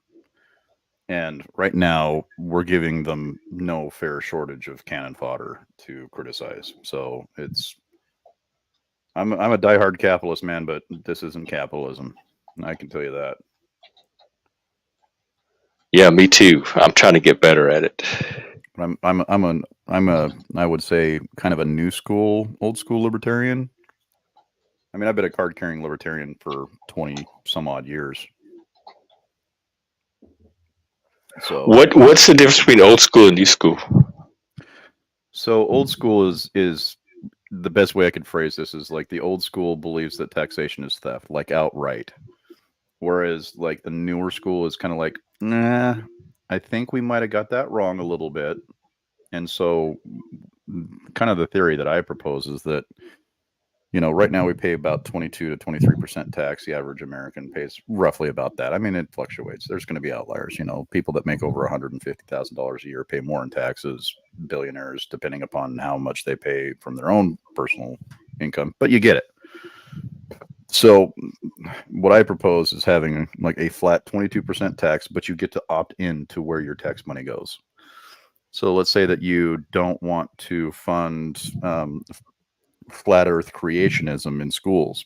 Well, you can not check mark that box off. Let's say that you want better roads. You can check mark that on for however long. Oh, like a menu of where you want your taxes to go. Basically, yeah, it's like a la carte taxes. Imagine how much better people would feel about paying taxes if they were actually paying it towards shit that they actually wanted to get fixed. Why? I've never felt bad about it. I don't understand people that do feel bad. Like I understand feeling bad about the amount, but not where specific taxes go. I just give them the money, and then I don't know where my particular dollar is going. Here's my point is like, I'm not a conservative, but I'm going to use conservatives as an example because I like to defend my opponents. Let's say that you're a hardcore Christian, right? You're a conservative. Should you pay taxes that help subsidize abortion clinics? No, you shouldn't have to. If you don't believe in abortion, you shouldn't have to do that. Maybe it's me not understanding how taxes work. I thought the government, it got the money, it went into this big pool, and then the budget allocated it from there. And so there's like several stages between when you hand over your taxes to wherever it ends up. So it's not like a conservative is directly putting $1 into an abortion fund. Sure, and it seems more like a narrative that people. So Like you have to dots, they're understand, like, connected in their head. that is currently how the system works. But no matter what, your dollar is still being divided up into multiple different entities that you aren't even aware of. So the whole point behind taxation is theft is you can't consent to something. And we've talked about this. I don't want to get into the weeds on this. You know, my proposal is you have specific allotments, certain, let's say, bank accounts that deal with holding your taxes, right? And when you put X amount of money into the road repair, bank account, then you can start repairing the roads, right? So you know where your dollar is going. Nobody knows where their fucking dollar is going. Well, we have you look at the budget. They put it online. I looked at it the other day. Yeah, but is your dollar going into a specific fund? That's what I'm saying. There's no way to tell. It just goes into this big pool, and then from there it gets budgeted. So the criticism to me is not that they pay taxes. The criticism is how the budget's allocated. Like, I don't want the budget. I want less of the budget to go here. I want more of the budget to go here. But that's budgeting, not that's not at the paying end. That's at the spending end. Okay, that doesn't make any mark on my argument, though. My argument is that people should be able to choose where they're spending their money. Period. Well, in a way, we do that by choosing the representatives that do the budgeting. Yeah, so we are choosing all of that. It's just not direct. It's a big complex system, and tax is part of it. Choosing the representatives that choose the budget is part of it. There's all kind of levers and moving parts to it that we have influence over. Here's the point. I'm a liberal in a conservative state. I have no control over where that money goes. I want to have control over where my money goes. Well, you just have to find a way to get more political power. But the opportunity to have the control is there. I'd have to get bought to do that, and I'm not going to do that. Or run for office. I've actually thought about it, but you should. I'm 47 years old, dude. By the time I actually get into an office where I could actually. Have you seen Biden? Some of these people. Have you seen Dianne Feinstein? They have a minimum age requirement for president. There you go. Have a maximum age requirement. Right, that's true. You're right. For president, isn't there? Yeah, you should. You have a minimum age, which is 35. That's right. Yeah, for president. I think the other ones, no. You can be in your 20, 21. Yeah. So my point really is that taxation is theft to a certain degree, depending upon who you are. Like Jeff, you love taxes. You pay your taxes happily. That's cool. You're consenting to that. Now just try to remove consent and see if you don't have to pay taxes. Once that occurs, then you're no longer consenting to it. I don't know of a society that hasn't taxed its citizens. Like, I don't know how a society functions without raising revenue. Yeah, and see, this is the part where libertarians, I think, and a lot of people misunderstand libertarianism, is that libertarianism, they want reduced taxes, reduced government, right? The only thing that they are really absolutely for is national defense. Like, that's fucking obvious, right? Yeah. You need national defense. But here's the one thing that even libertarians don't realize, because they haven't read the literature enough, is that an economically successful country has an ethical and moral obligation to provide services for those who can't provide them themselves. Social policies, social safety nets. But the way our country does it is wonky. So like if you're on welfare, right, you get a job, you immediately start to lose your benefits. That's not the way that a libertarian would do it. It would be a graduated. They started something like that in some of the programs now, where some of them. I forget it's called Ticket to Work or something like that. Yeah. And they have programs now where you can receive your money and transition to a job, and then they gradually step you off of it. Yeah, there's some housing projects that will adjust your rent according to how much you make. But the problem is those adjustments are oftentimes too much for what you make. And so you're back to square one. And like there's a point at which it's not worth it to you to work because you're having everything paid for you, right? Yeah. So there's like the welfare system needs to be overhauled like desperately. Yeah, I would not argue with that. No, I wouldn't either. Yeah, I think both sides would agree with that, wouldn't they? No, I don't know. I don't think Democrats would. Huh. But my maybe point not. is I don't know. the idealism of libertarianism is if I could sum it up in a very quick way, would be it's our responsibility to question everything about what we're doing as a republic, right? We should be able to question why doesn't the welfare system work and how can we change it, and then we produce that change. But the current system that we're in, 100% of the politicians out there are bought and paid for, and so they're not representing us. And I think a large majority of Americans feel that way. So the Libertarian Party really is there as a thought problem challenge to the status quo. There's a lot of I've said multiple times in multiple streams, especially here, I am a horrible libertarian because I disagree with so much that they actually say that they stand for. Like taxation. I think you'd be a perfect candidate for office. I really do. I've been told that multiple fucking times. I've even had some. You got a great conservatives be speaking like, voice "You're the for it, only too." party I'd ever vote for." Yeah, I appreciate that. Yeah, No, you it's do just- actually. it's- You know what you definitely know. You've done your research. You know what you're doing. You're talking about. I read a shit ton of fucking books, man. Like, Yeah, I'm I figured smart. that. I just read That's a lot. cool. That's even Here, let cooler. me drop Steve's channel too. Yeah, I'll go Well, sub to I it. mean, you could. I haven't done anything on it for so long because I was going to school, and now I got into my new career, and I've been so fucking busy. Like, dude, I That's was good, pulling though. 120 It's so hours chock full of series. good information, though. He does a lot of men's mental health work too. Oh yeah, That's yeah. how we So met. if you go to my playlists, there's one playlist that's available publicly called "More About Steve." Like the majority of everything that I do is on other people's channels, so it's just Yeah. easier for me to show up like I am today and just like, boop, here I am, and answer questions and make arguments and ask questions.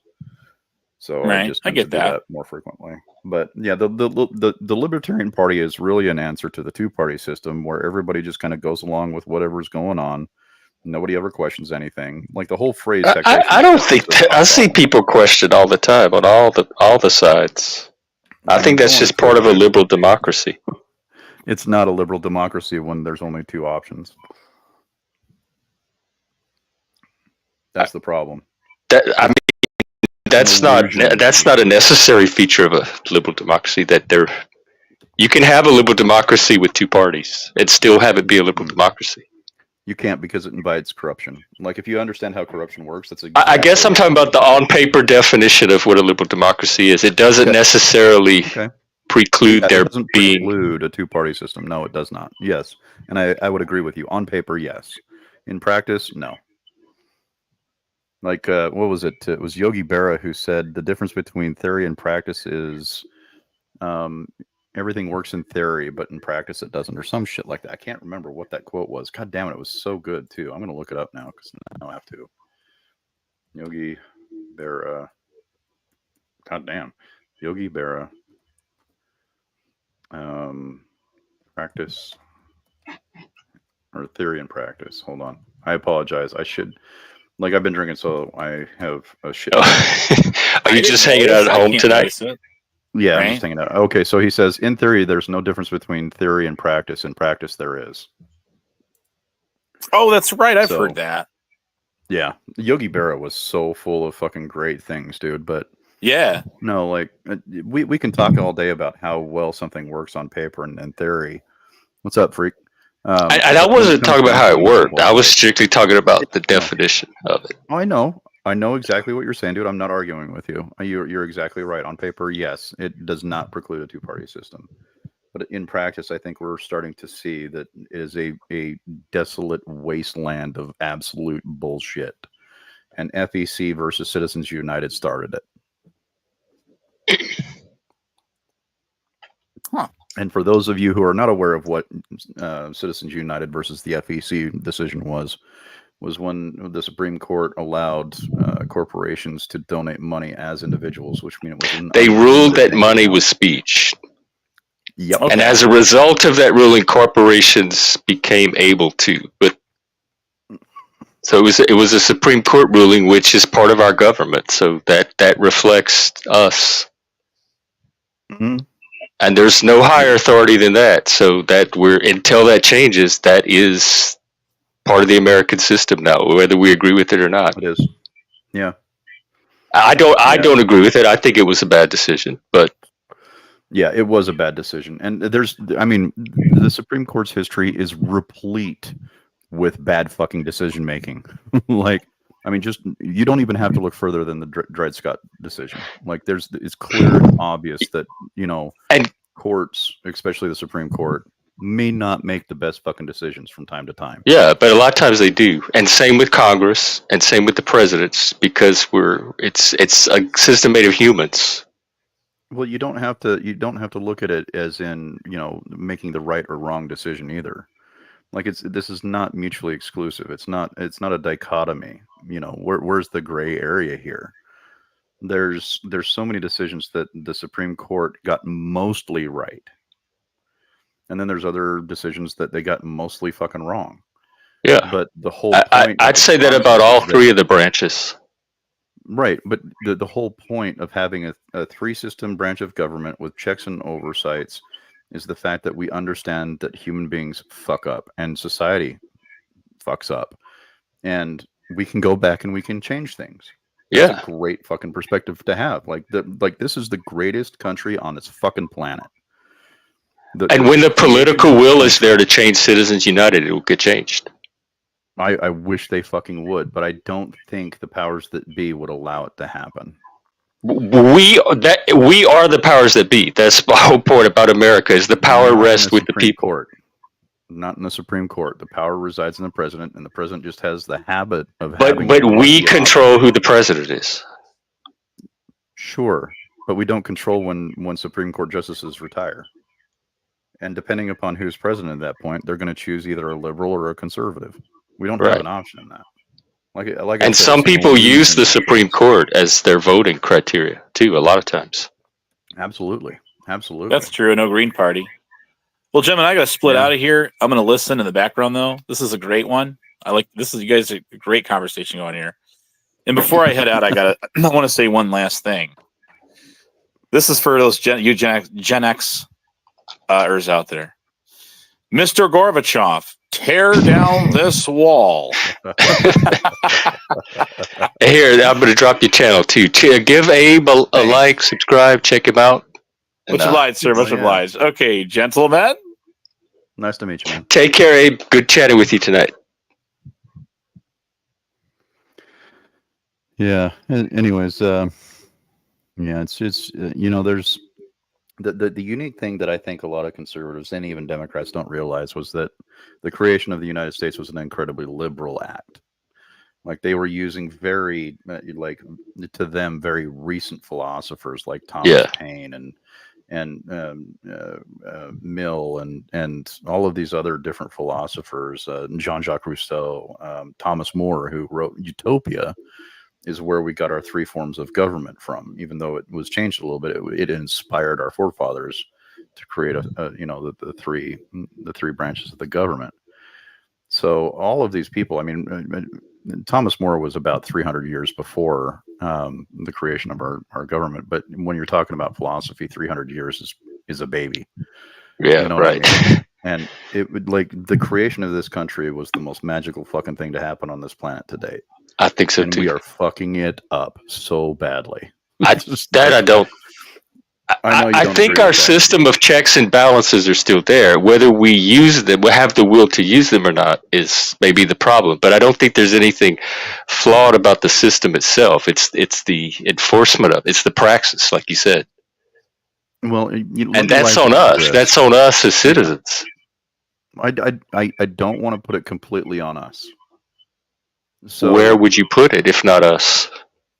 It's not a matter of I have to put a pinpoint on something. It's a culmination. It's an amalgam of different situations that create an untenable situation.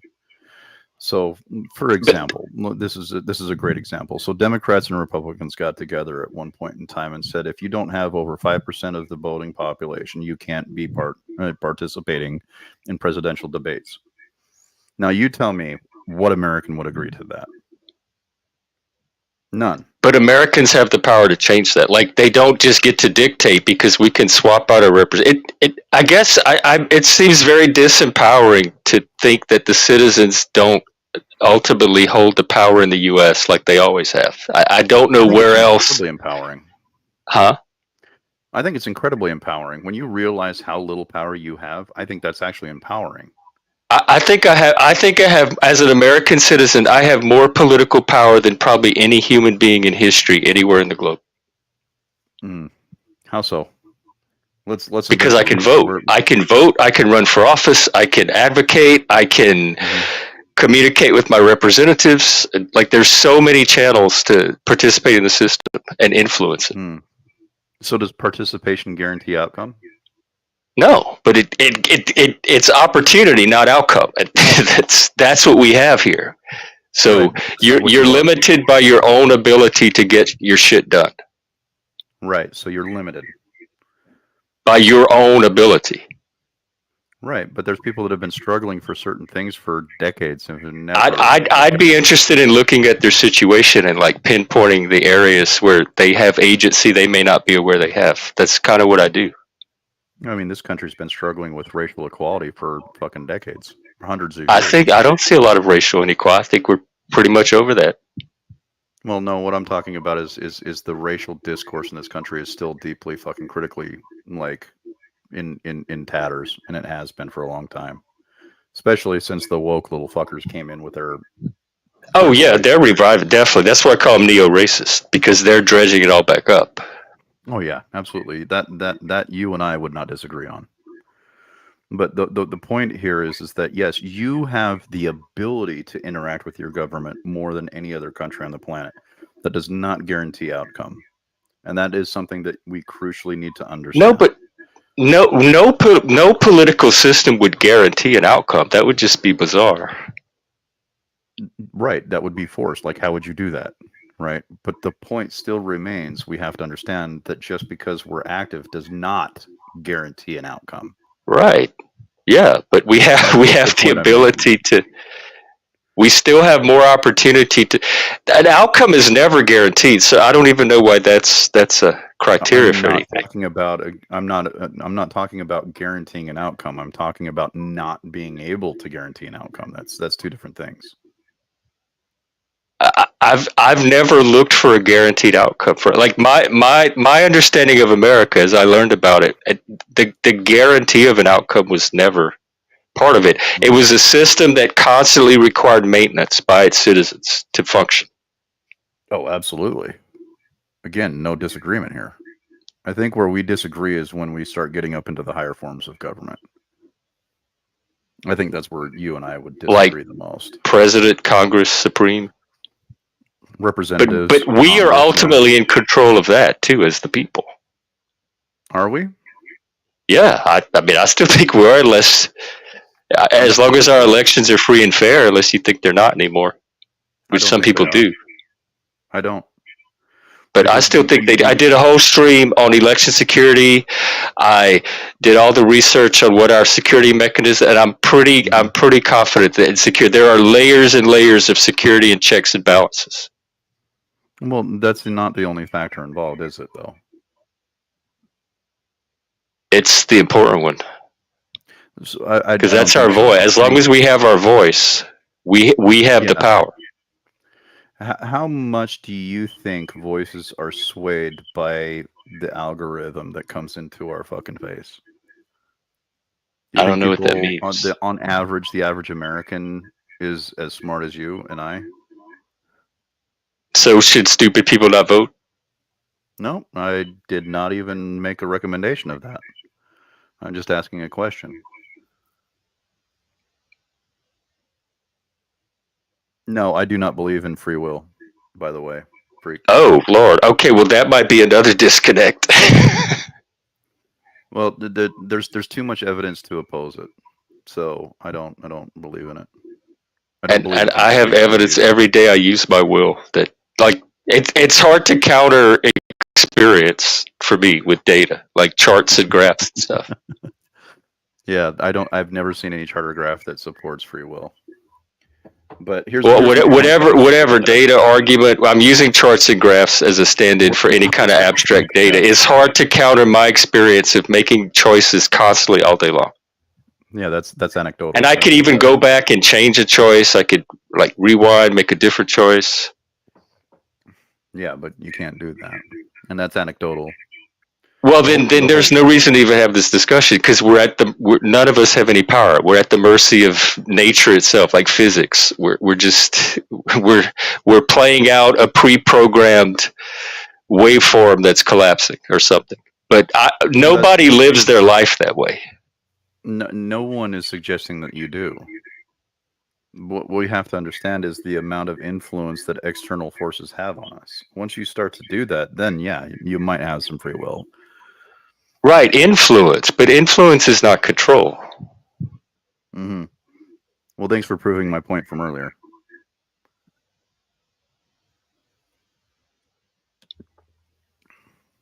You might have influence over elections. That does not mean you control the outcomes. Yeah, I said the same thing. I said we're not guaranteed an outcome. The most we have is opportunity to influence. Yeah. Yeah. And I think that's power. I think the ability to influence the course of your nation is powerful. And if it doesn't turn out like you want, just use your influence better. But now don't be taking advantage of me, Jeff, because I've been drinking. I can hardly tell, honestly.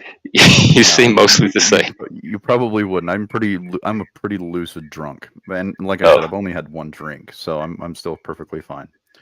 So the difference between what is the illusion of free will and what free will actually is kind of a sketchy thing. But I don't want to hopscotch too much here. I want to kind of go back a little bit because there was a point that I wanted to make. So I am a classic liberal, right? I am a left-leaning liberal by today's standards. And by today's standards, actually, I'm far left. I'm just not a communist, right? I have gotten on YouTube and Facebook and Twitter the last couple of days, and I have seen a fucking shotgun blast of Kamala Harris all over everything, everywhere. Mm-hmm. Like, it's showing up in my porno feed now. Right. Oh my God, Jesus. For being a gay man, that frightens me that you would be experiencing that. Like, I'm a bisexual right. Well, Trump is not necessarily alternative. I'm looking forward to see it either. Right. Yeah, neither would I. But here's the thing. Here's my point. Is like, if you have so many external forces trying to influence you, people that are not as smart as you, Jeff, are not going to do what you're doing. But they could. There is a shit ton of fucking herd mentality type people out there that have voting access. Now, yes, I think that's a great thing. Access. I don't think it's a good thing at all. That's why I'd asked earlier if you think stupid people should vote. Well, no, because I guess I intuited that there was that subtext in there somewhere. No. Well, you mentioned the herd, and you don't think the herd should have access. No, I say there's too much herd mentality. That is, and then something about not having access. Again, my point is this: if you have an overwhelming, and I mean overwhelming to the point where a lot of my algorithm on YouTube is conservative, because I like to know my opponent's arguments better than my own. So I look up a lot of conservative, media, a lot of conservative podcasts, much like The Crucible is absolutely 100% fucking conservative, right?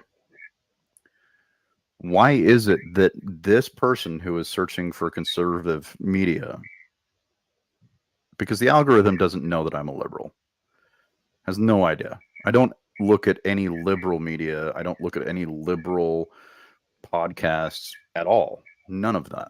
I really don't. Like, I don't subscribe to a single liberal outlet. As a matter of fact, I can't stand Democrats. I fucking hate Democrats. No, I am an atheist as well, freak. So, the part that bothers me the most about this is the suspension of certain organizations that are more than willing to suspend evidence of collusion like the Hunter Biden laptop. That's one personal example.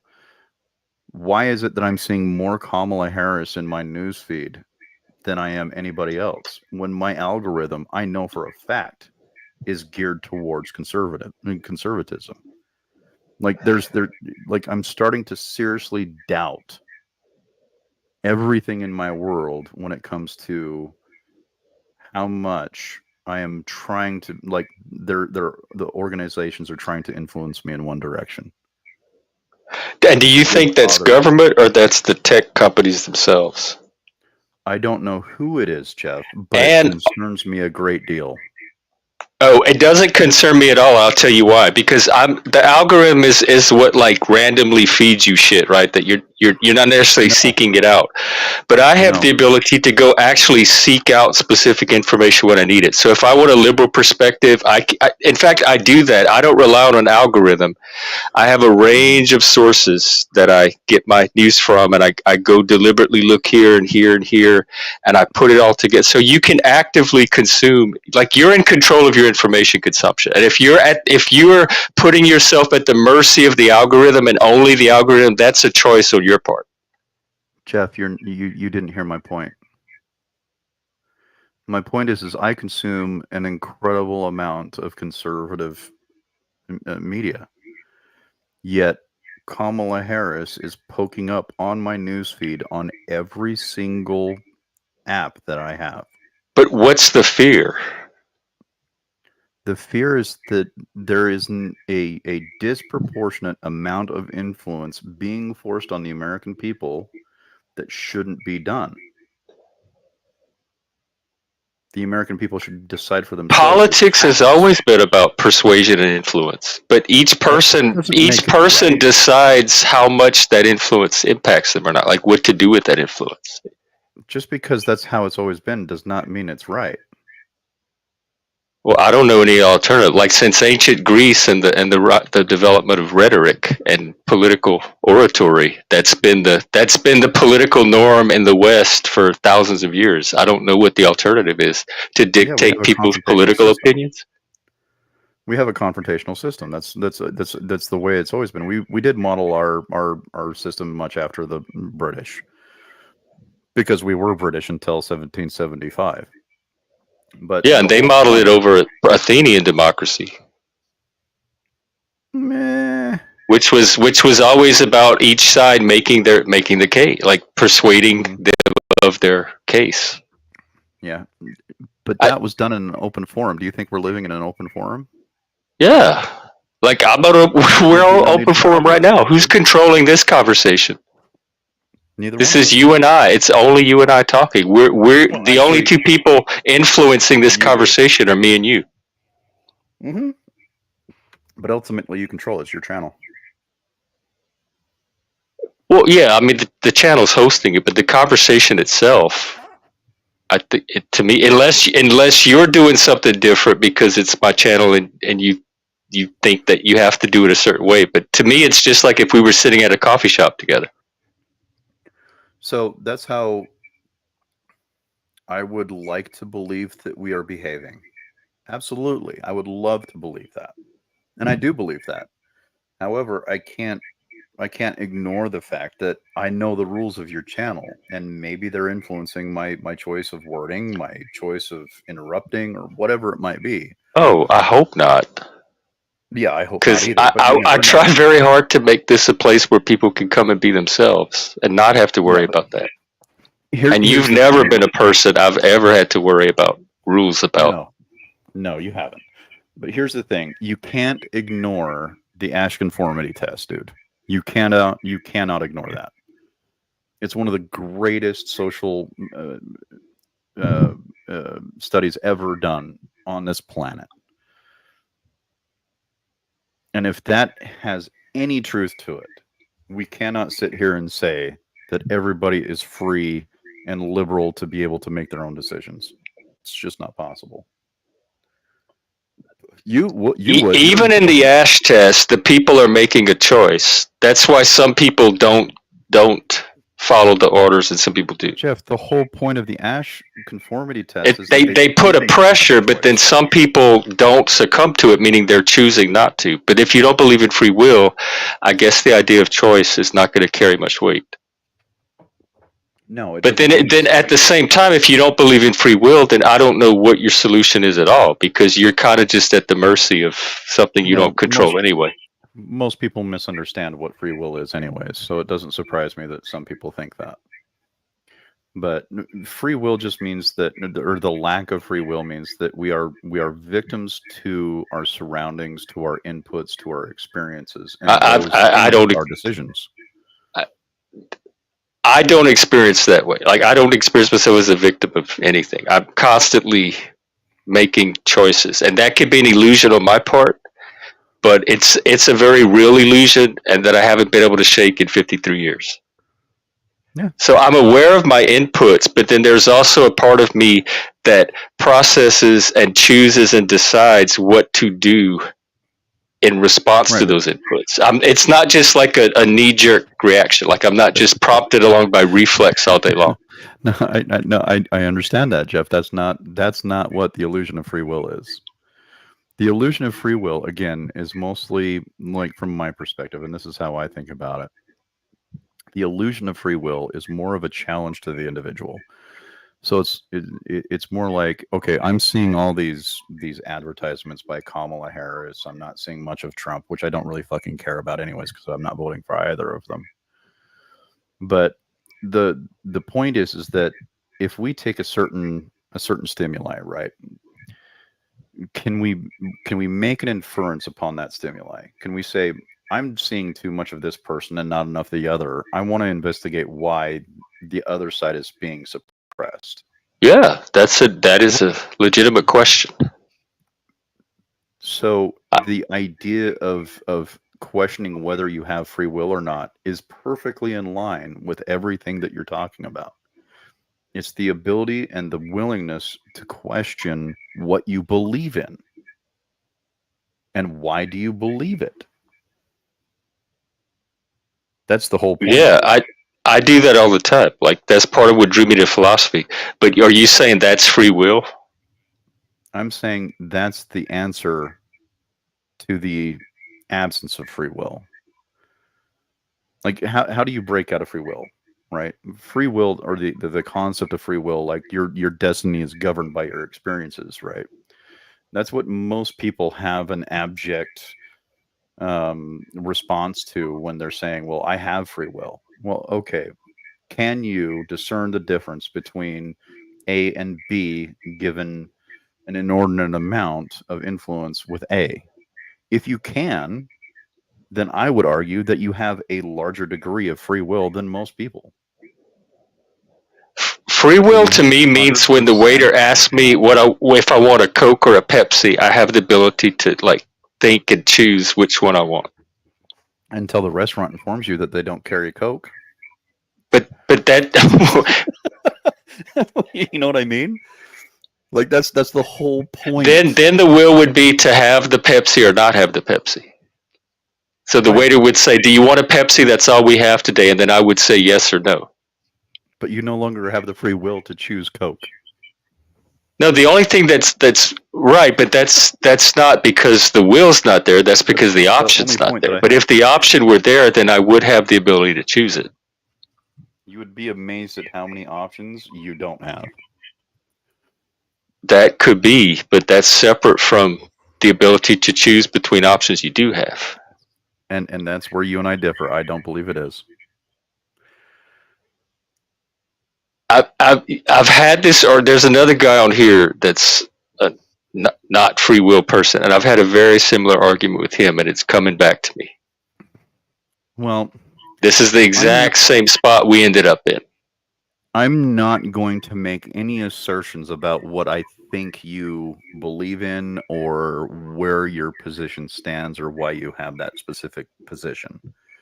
What Experience. I will say is, no, it's not experience. I have the experience of being faced with choices all day long and picking between them. That could be an illusion, But it's I'm glad that it's you're definitely maybe I'm delusional. I could be mentally ill, but every day I make about 1,000 choices that I'm conscious of.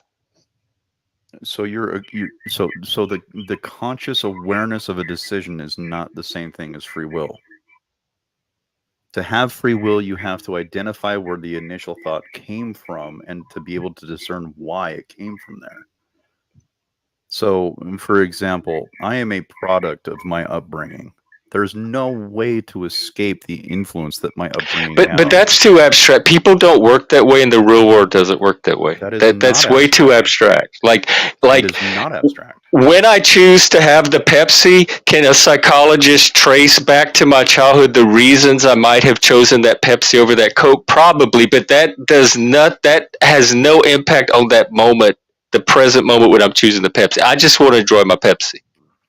There's probably reasons I make one choice over another that I'm not always conscious of when I'm making the choice, but that doesn't negate for me the experience of making the choice. I isolate that from all of the factors that might go into the choice.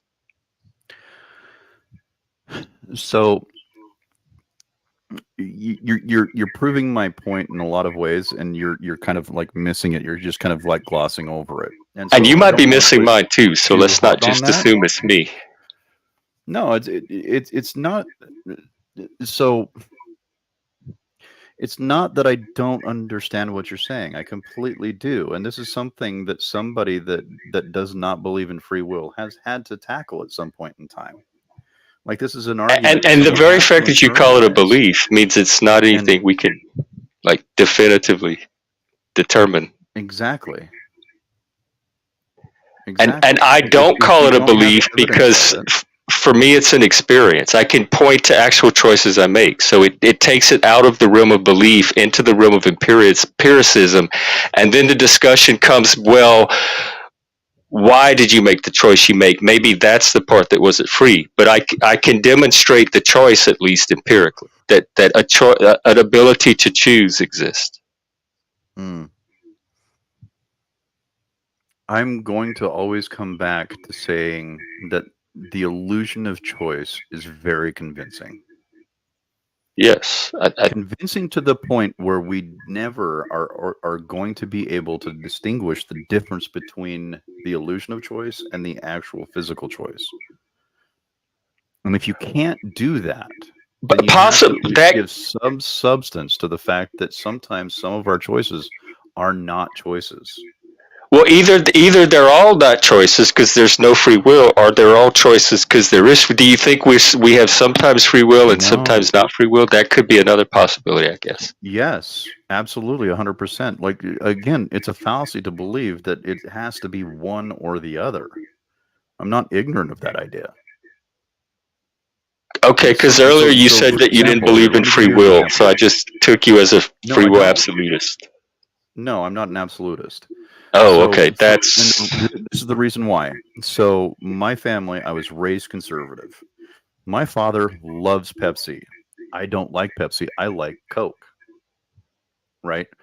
My penchant for drinking.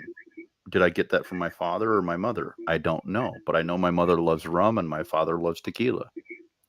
So where the fuck did my love of scotch come from? Right? who So knows? Could be your genetics.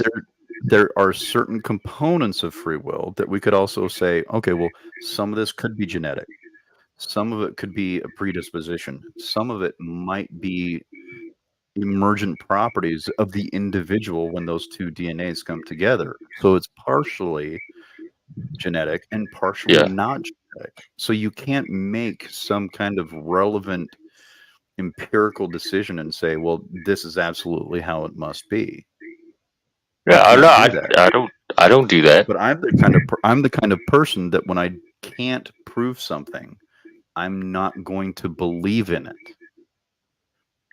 And if the proposal is that you have free will and you can't prove it, I'm not going to believe it. So you're a free will skeptic more than a free will denier. Fuck yes. Okay. But if I was to be pushed into a corner, I would say, no, I don't believe in free will. If it was the base chemical makeup of my understanding of the world, I would say no. I don't think we do. But if you were to get me to think about it and to be able to postulate it, yes, I would consider myself a skeptic. Yeah, absolutely. It's the same Yeah, thing. I have no problem with that. I mean, that's been a I have that's no evidence been that a there is no God. Right? I have no evidence that God does not exist.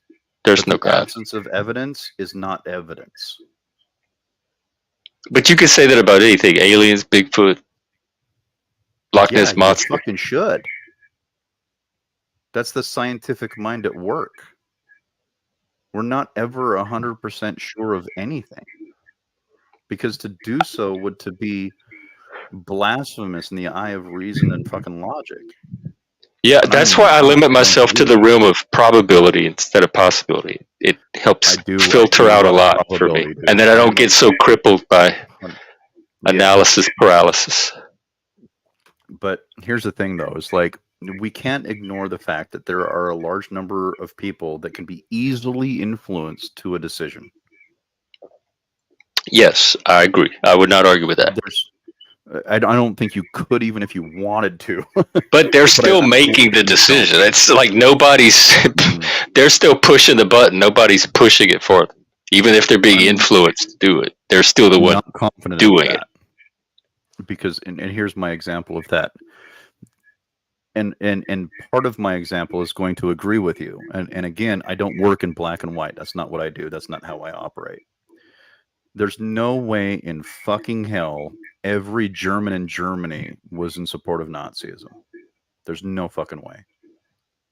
You know what I mean? So the only reasonable conclusion to make is that yes, a portion did, and yes, a portion was too scared to speak out. But the end result was exactly the same. And that's the frustrating part about what I see in modern politics right now, is that I'm pretty confident there's a large number of people who believe the bullshit and they just fall in line with the status quo, and they listen to all the influences around them, and they're just sucked into it, and they're stuck in this echo chamber of cognitive dissonance. And that does happen. Otherwise, we wouldn't have fucking names for it. And then there's other people who will say, I don't like Trump, I don't like Kamala, but when it comes push to shove, I'm not going to vote for the communist. I'm going to vote for Trump. He's the lesser of two evils. Well, the problem is that you're still voting for an evil, and I'm not comfortable with that. I mean, we're going to end up with an evil either way, whether you vote or not. Well, you just contradicted yourself, but I'm not going to push you on that. No, I mean, even if you vote, the rest of the country's enough of the rest of the country's going to vote that you're still going to get one of those choices, whether you participate in choosing it or not. And this is where I agree with you. The activism matters. Like, I was talking to somebody the other day, and they were like, "Well, your choice to vote third party means you're wasting your vote, and your vote's not going to make a difference." Motherfucker, you have to understand that the only reason why Biden won last year, or the last election cycle, was because the Libertarian Party took more Trump's votes away from him that it gave enough of the Electoral College votes towards Biden.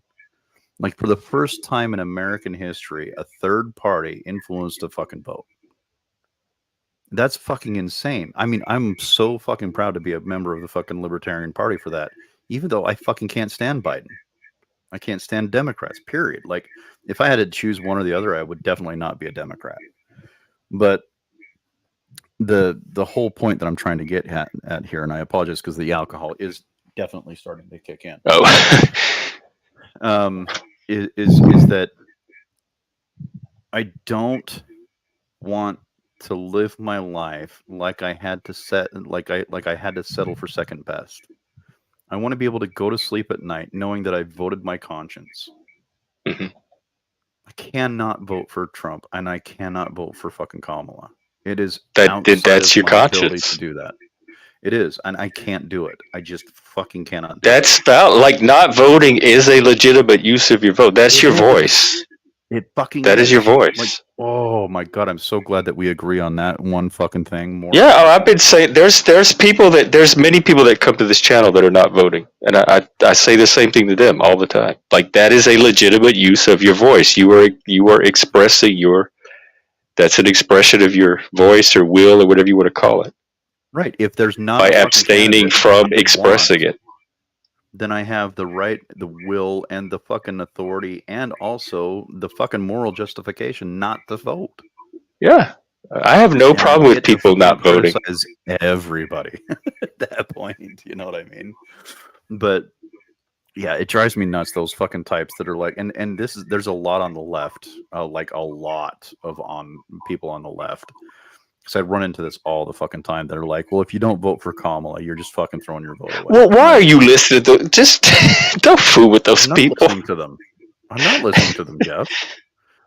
I'm going to vote fucking libertarian because libertarian beliefs are the ideology that I most closely associate myself with.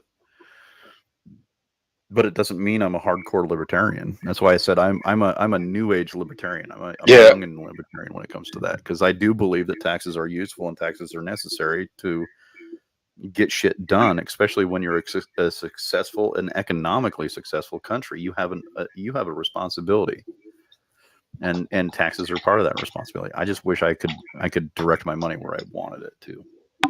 But the old school libertarians are like, no, taxes theft, period, end of story. And I agree with them, but the reality of it is we need fucking roads, dude.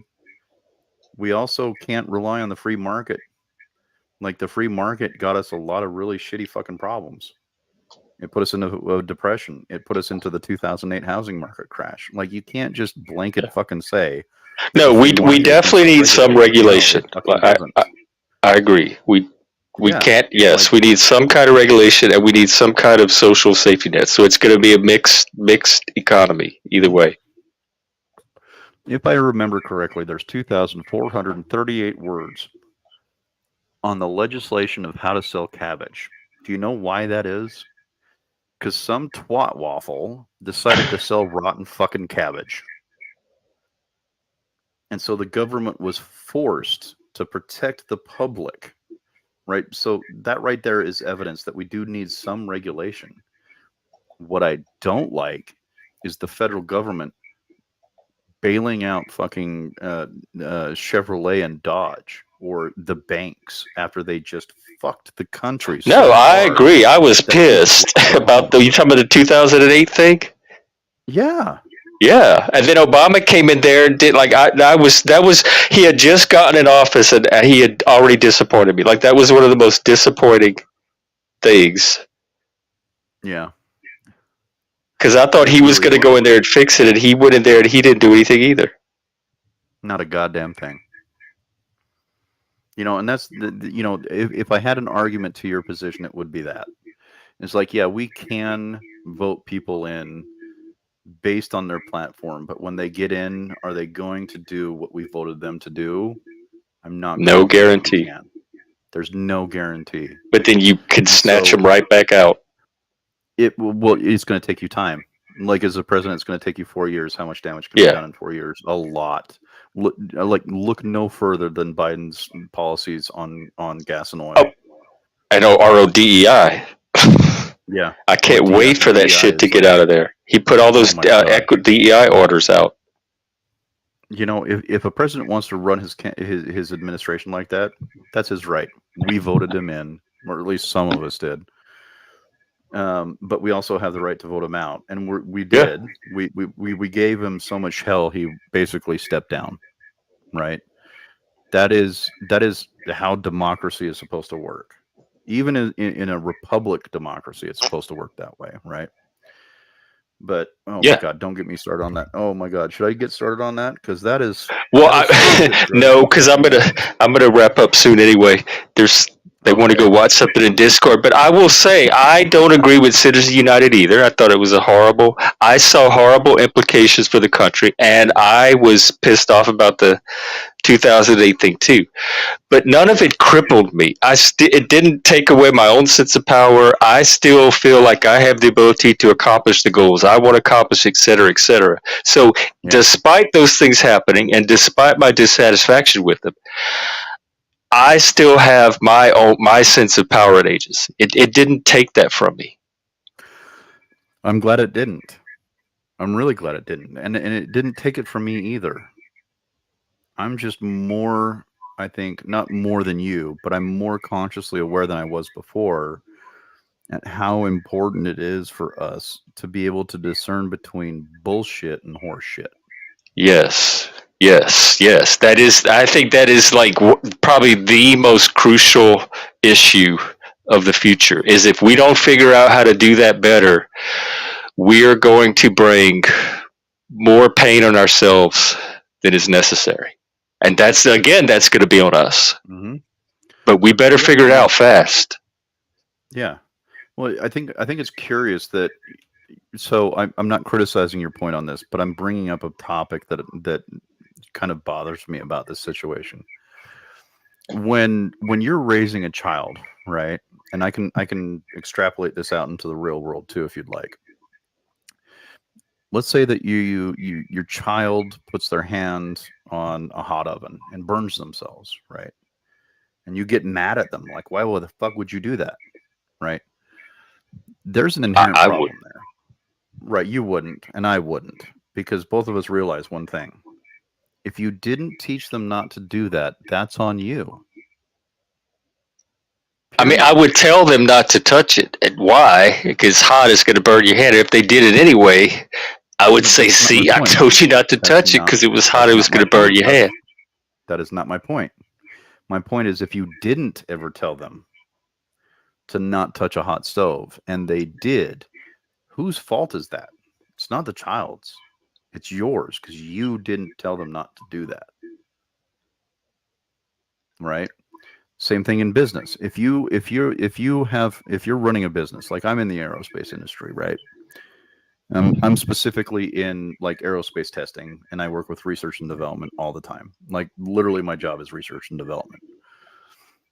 If we create a process that is flawed, like period, it's flawed. I don't need to get into the details. Like I wouldn't even be able to get into the details literally and legally. But then you have people who are following that process. You can't get mad at them for following the fucking process. So because they don't know that it's flawed. Ways, right. But if one of them realizes that they can say, "Hey, wait a minute, this thing doesn't look right." Sure, and I've done that. I've done that literally, like just a couple weeks ago. I was able to remove a problem and institute a new process that changed our processes, right? And that was just one person, and that's in a very large aerospace company. But the point that I'm trying to make here is that until that point happens, who's really truly at fault, us or them? And then when I say them, I mean the higher powers, the congressmen, the representatives, the president, the branches, right? Up until we start saying something and we start to get changes enacted, the fault's not on ours, it's on them. But if we don't say anything, it's our fault. 100% our fault. But if we ideally, we would stay educated and be aware of every bill that Congress is passing and read it and then weigh in and contact everyone. But nobody has the time or energy to do all of that. You do that? I don't do that. I don't do it either. But the opportunity is there for the ones that are important to us. Actually, I do that in Washington State on some of the peer bills. They have Zoom calls where you can go and weigh in and give your public comment. That's dope. I don't think we have that here where I live.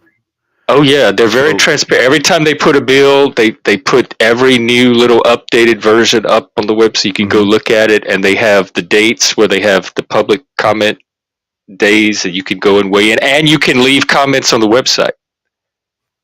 And so they have all kind of ways for the public to get feedback. Now, whether they listen to any of it, I think that's an amazing fucking thing that I think you're lucky to have. Oh, I just assumed the federal government did that No. too. No, they don't. Oh, well, get it going. Yeah, I mean, try and find out what the most recent laws are. Because on the you can legislative- probably look up bill, like Congress Oh. bills, I'm pretty sure. And then I Sure, guess you would contact your individual representative is how it would work. So here's the problem, though, Jeff, is the COVID bill that got shut down. I don't know if you remember this. There was a COVID bill, like a COVID relief bill back in 2021, I think it was. And it got a huge amount of backlash from the American people, which is an example of how we can influence legislation, I would add, where there was this compensation fund that the government was going to pay us our own money, basically. But at the ass end of that fucking bill, there was a whole bunch of shit like giving billions of dollars to manufacturers and billions of dollars to fucking car companies and all this other shit that politicians didn't tell us that were there. Right? It took grassroots organizations to going through. That was a 5,000-page bill, dude.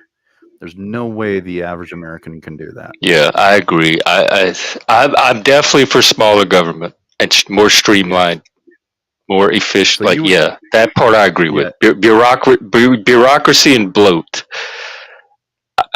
You might be an openly gay man, but you are a closeted libertarian, dude. I don't know if I'm that closet. Those are such fuzzy categories to me. Like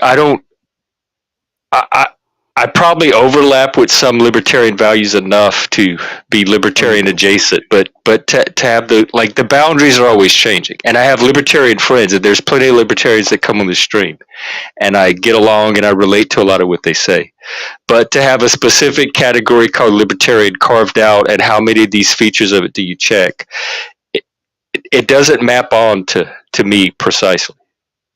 Yeah. Well, I mean, libertarian really is about the basic right of the individual to choose their own destiny.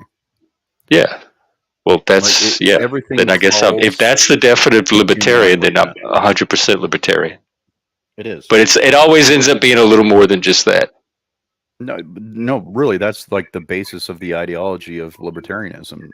Oh, well, I'm not an ideologue. So if it's an ideology, I'm not that. It's not like that. Not like that.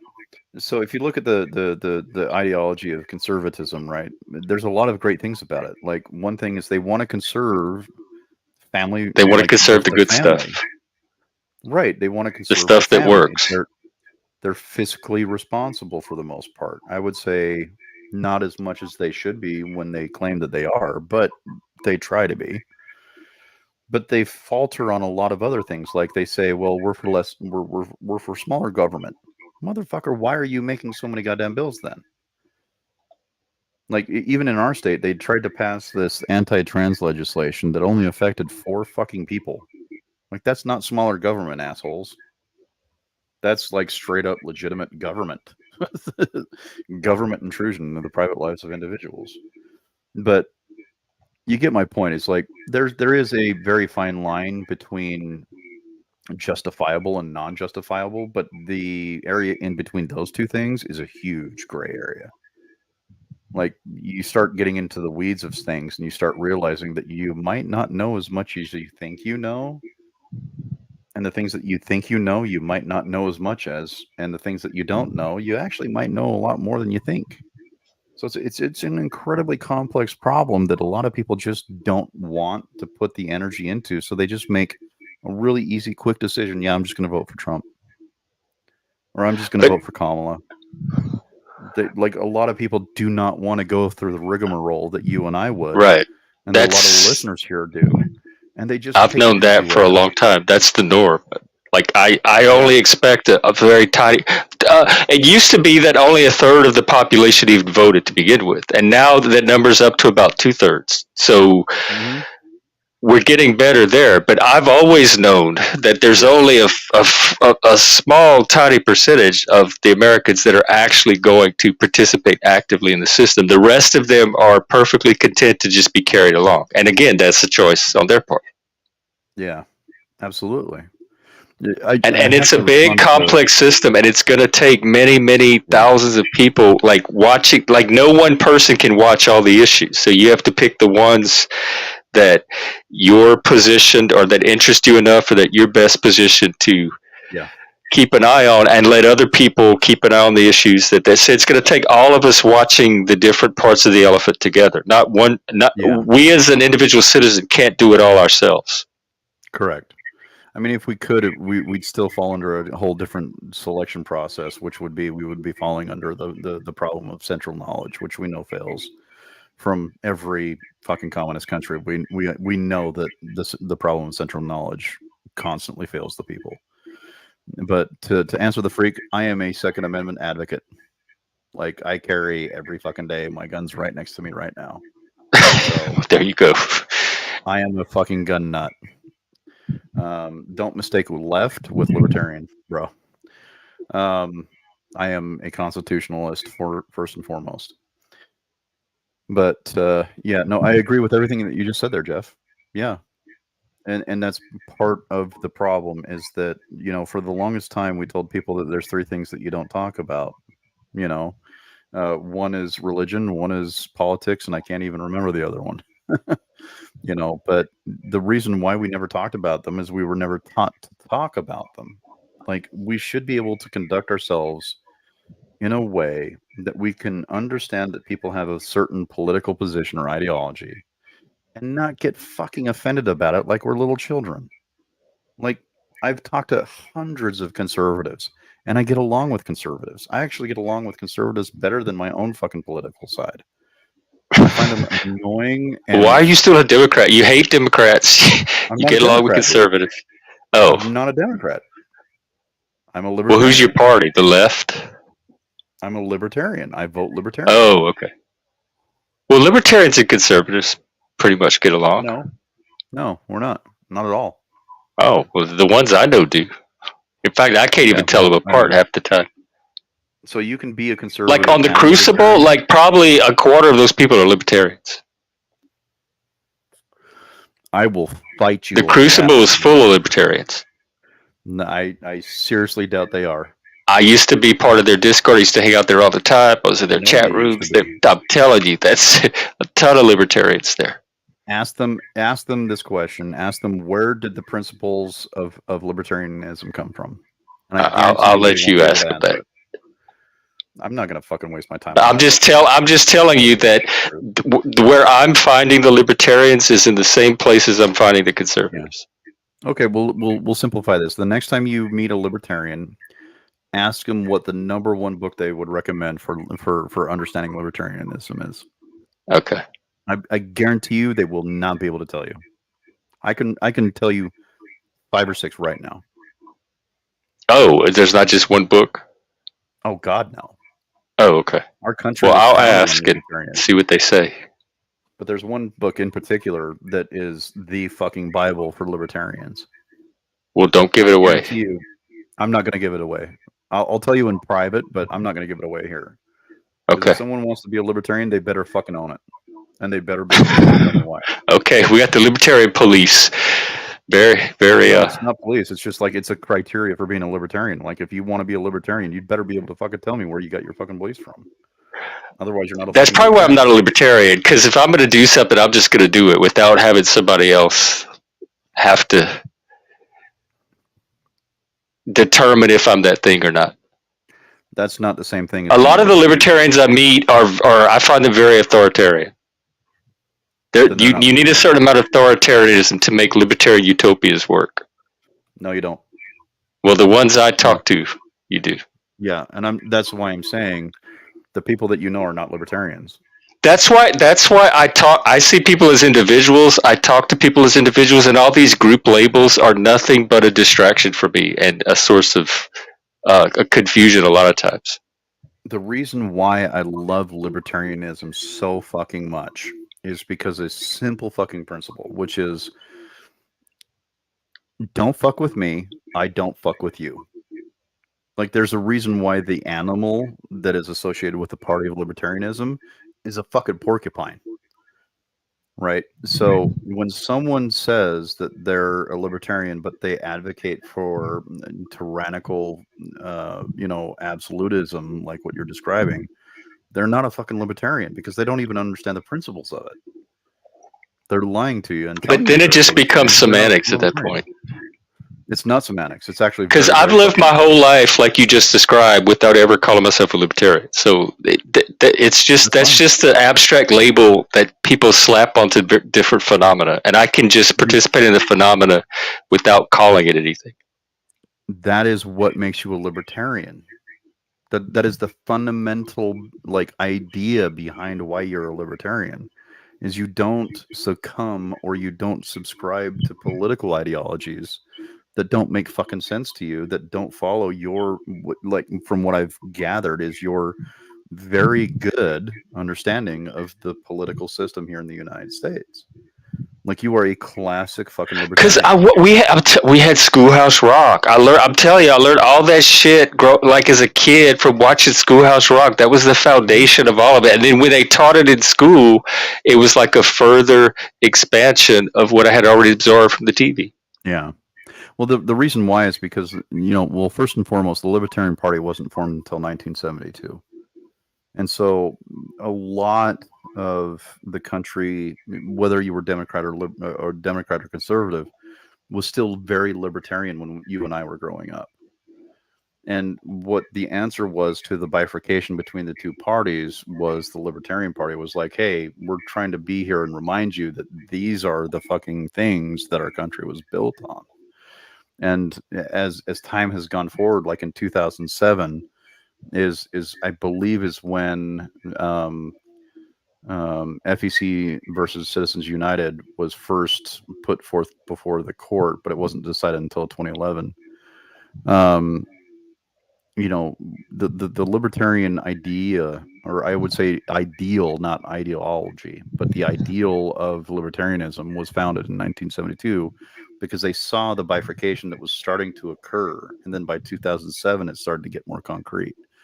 So if you look at the political leanings and the interaction between the two parties, both Republicans and Democrats, through a lot of the history, especially the last 100 years, you saw that Democrats and Republicans worked together quite a lot up until 2007. Yeah, yeah. Like the most extreme happened in 2011. We looked at the chart the other day.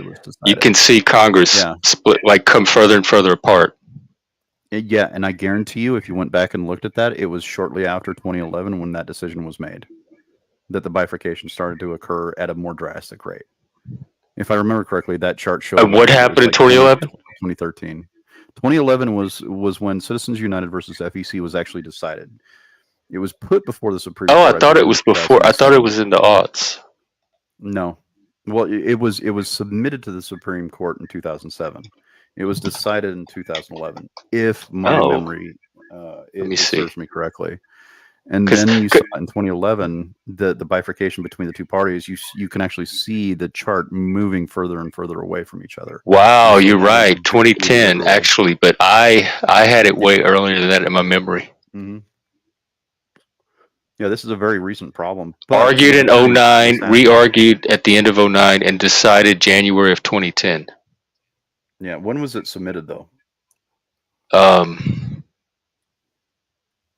If it was argued in 2009, it was most likely submitted long before December of 2007. Ah, fucking A. I was right. Cool. Or at least that's when they filed the complaint in district court. Yep. So I'm not sure when it went up to the Supreme. So let's see. March 24th, 2009. So that's when it began. I don't know when it was filed. Well, they go based off of when it was initially argued. So it would have been 2007. But you get my point. Is like there's this huge fucking gap, and libertarians saw this gap way earlier than they actually really should have, but they did. But they saw the bifurcation between the two parties, and I think a lot of that had to deal with the LGBTQ movement, especially the gay rights movement back in the 70s, and and Stonewall and everything like that. I think that's when it very first started. And libertarians. The first time I got banned from Facebook was I was in a libertarian Facebook page, and this dipshit said that libertarians didn't support LGBTQ rights, especially trans rights. Dude, I went ham on this motherfucker. Dude, I went fucking ballistic on this guy because dude, that was the first time I had actually physically been fucking violently angry by something online. Most of the time I ignore shit. But I was just like, you are not going to fuck with my party over this stupid shit that you have no fucking concept of. And I just went ham on this motherfucker. I was just like, I am not having this shit. And I fucking called him every name in the fucking book. And I was like, as soon as I pressed send, I was like, I got a message being like, you've been suspended for 3 days. Oh, Because this shit, it's like, whatever. So a libertarian, and this is the cool thing about libertarianism, you can disagree with the ideology of LGBTQ lifestyles, right? You can disagree with trans people and all of that shit. You can disagree with that. That's your prerogative to be able to do that. But the difference between libertarians and everybody else is we don't have to make a fucking decision on it. It's not our right to tell other people what to fucking do with their lives and fuck with their ability to decide their fucking destiny. It's not our fucking right. Like, period. Like, that's the whole fucking. It is so un-American to say that you shouldn't be able to do something. well, I know, and the courts and even the laws in a lot of places supported that too. Mm-hmm. Absolutely. There was a court case, even in California, that reinforced my argument. I wish I could fucking tell you what it was, but I can't think of it right now. But they were like, yeah, we're not doing that. And so even in the most leftist areas of our American society, there is still this understanding of the libertarian ideal. And that's why I'm a libertarian, is like, I want that to make a fucking comeback. And I don't know if it's going to happen or not. But, you know, Chase Oliver is the libertarian presidential candidate. And he's fucking gay, dude. That's fucking beautiful. He's running for And you don't president. and you don't see that let me being see. covered. They covered Pete Buttigieg. But Pete Buttigieg is a fucking Democrat. He's a weird motherfucker too. Like, that motherfucker eats bananas from the other end. Wait, bananas have ends? It's a fucking joke. There's nothing wrong with okay. eating a banana from one end or the other, but everybody eats bananas from one end. So when you say someone's eating a banana from the other end, it just means they're fucking weird. Oh. Here as a blur party up, so there are wins like ballot access wins. Ballot access. All right. Well, I think I'm gonna wind down and go unwind. Well, thanks for letting me vent, dude. Oh yeah, you know I enjoy our conversations. I'm glad you came up. I had seen you in a while, so I was hoping everything was okay. Man. Yeah, no, I've just been really fucking busy. My work takes up a lot of my time. Okay. Well, I hope you get some recreation and self-care and all that in there. No, I'm doing my somewhere. best. My wife takes good care of me, but you know, I work on programs that are crucial to national security, and so I can't discuss any of those things. But it does definitely take a lot of my time, especially right now with a lot of foreign threats. So. Oh right, yeah. Right. Well, keep doing that. We sure appreciate it. Yeah. But anyways, yeah, man, thanks for letting me on, and keep it up. And you know, I have to admit, a lot of the reason why I haven't joined a lot of your conversations is they just didn't align with anything that I wanted to talk about. So I saw only 2 of you on here, and I thought it would be a good time to pop on because there wasn't a lot of voices. Oh yeah, are you talking about all the drama stuff? Yeah, there's just been a lot of. Yeah, we're taking care of that. We have our army of demon trolls now to handle that. Fucking fantastic. So, all right. But yeah, stop by anytime, whenever you want. So yeah, man. Always glad to have you. I couldn't. And also, normalize telling your male friends that you love them. So, Jeff, I love you. Now I feel like I have to say it back. No, you don't. You don't. No. Well, I do. You know, the Greeks have 11 types of love. I'm sure at least 5 or 6 of those types I do feel for you. So I loves you too. All right, man. Good enough for me. Okay. All right, talk Steve. to you later, man. Take care. Appreciate all it. the listeners. Yeah. No, I love you, dude. I do. I can say it. All right, man. All right, cool. All right. Talk to you later. Yeah. All right, I guess that's it. Wow, 3 hours. I didn't plan to go this long at all. I planned to go about half an hour. So this is good. I pulled it off.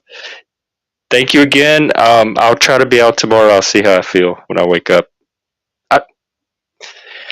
I'm already feeling a little better, so maybe it was just a passing thing. I don't know. We'll see what. Anyway, I'll see you next time when I see you. And hey, I love you. I love all of you. I love each and every other one of you. How about that? All right. Take care. Until next time. I'm not going to do the music or anything because I'm on my phone. I'm just going to end it.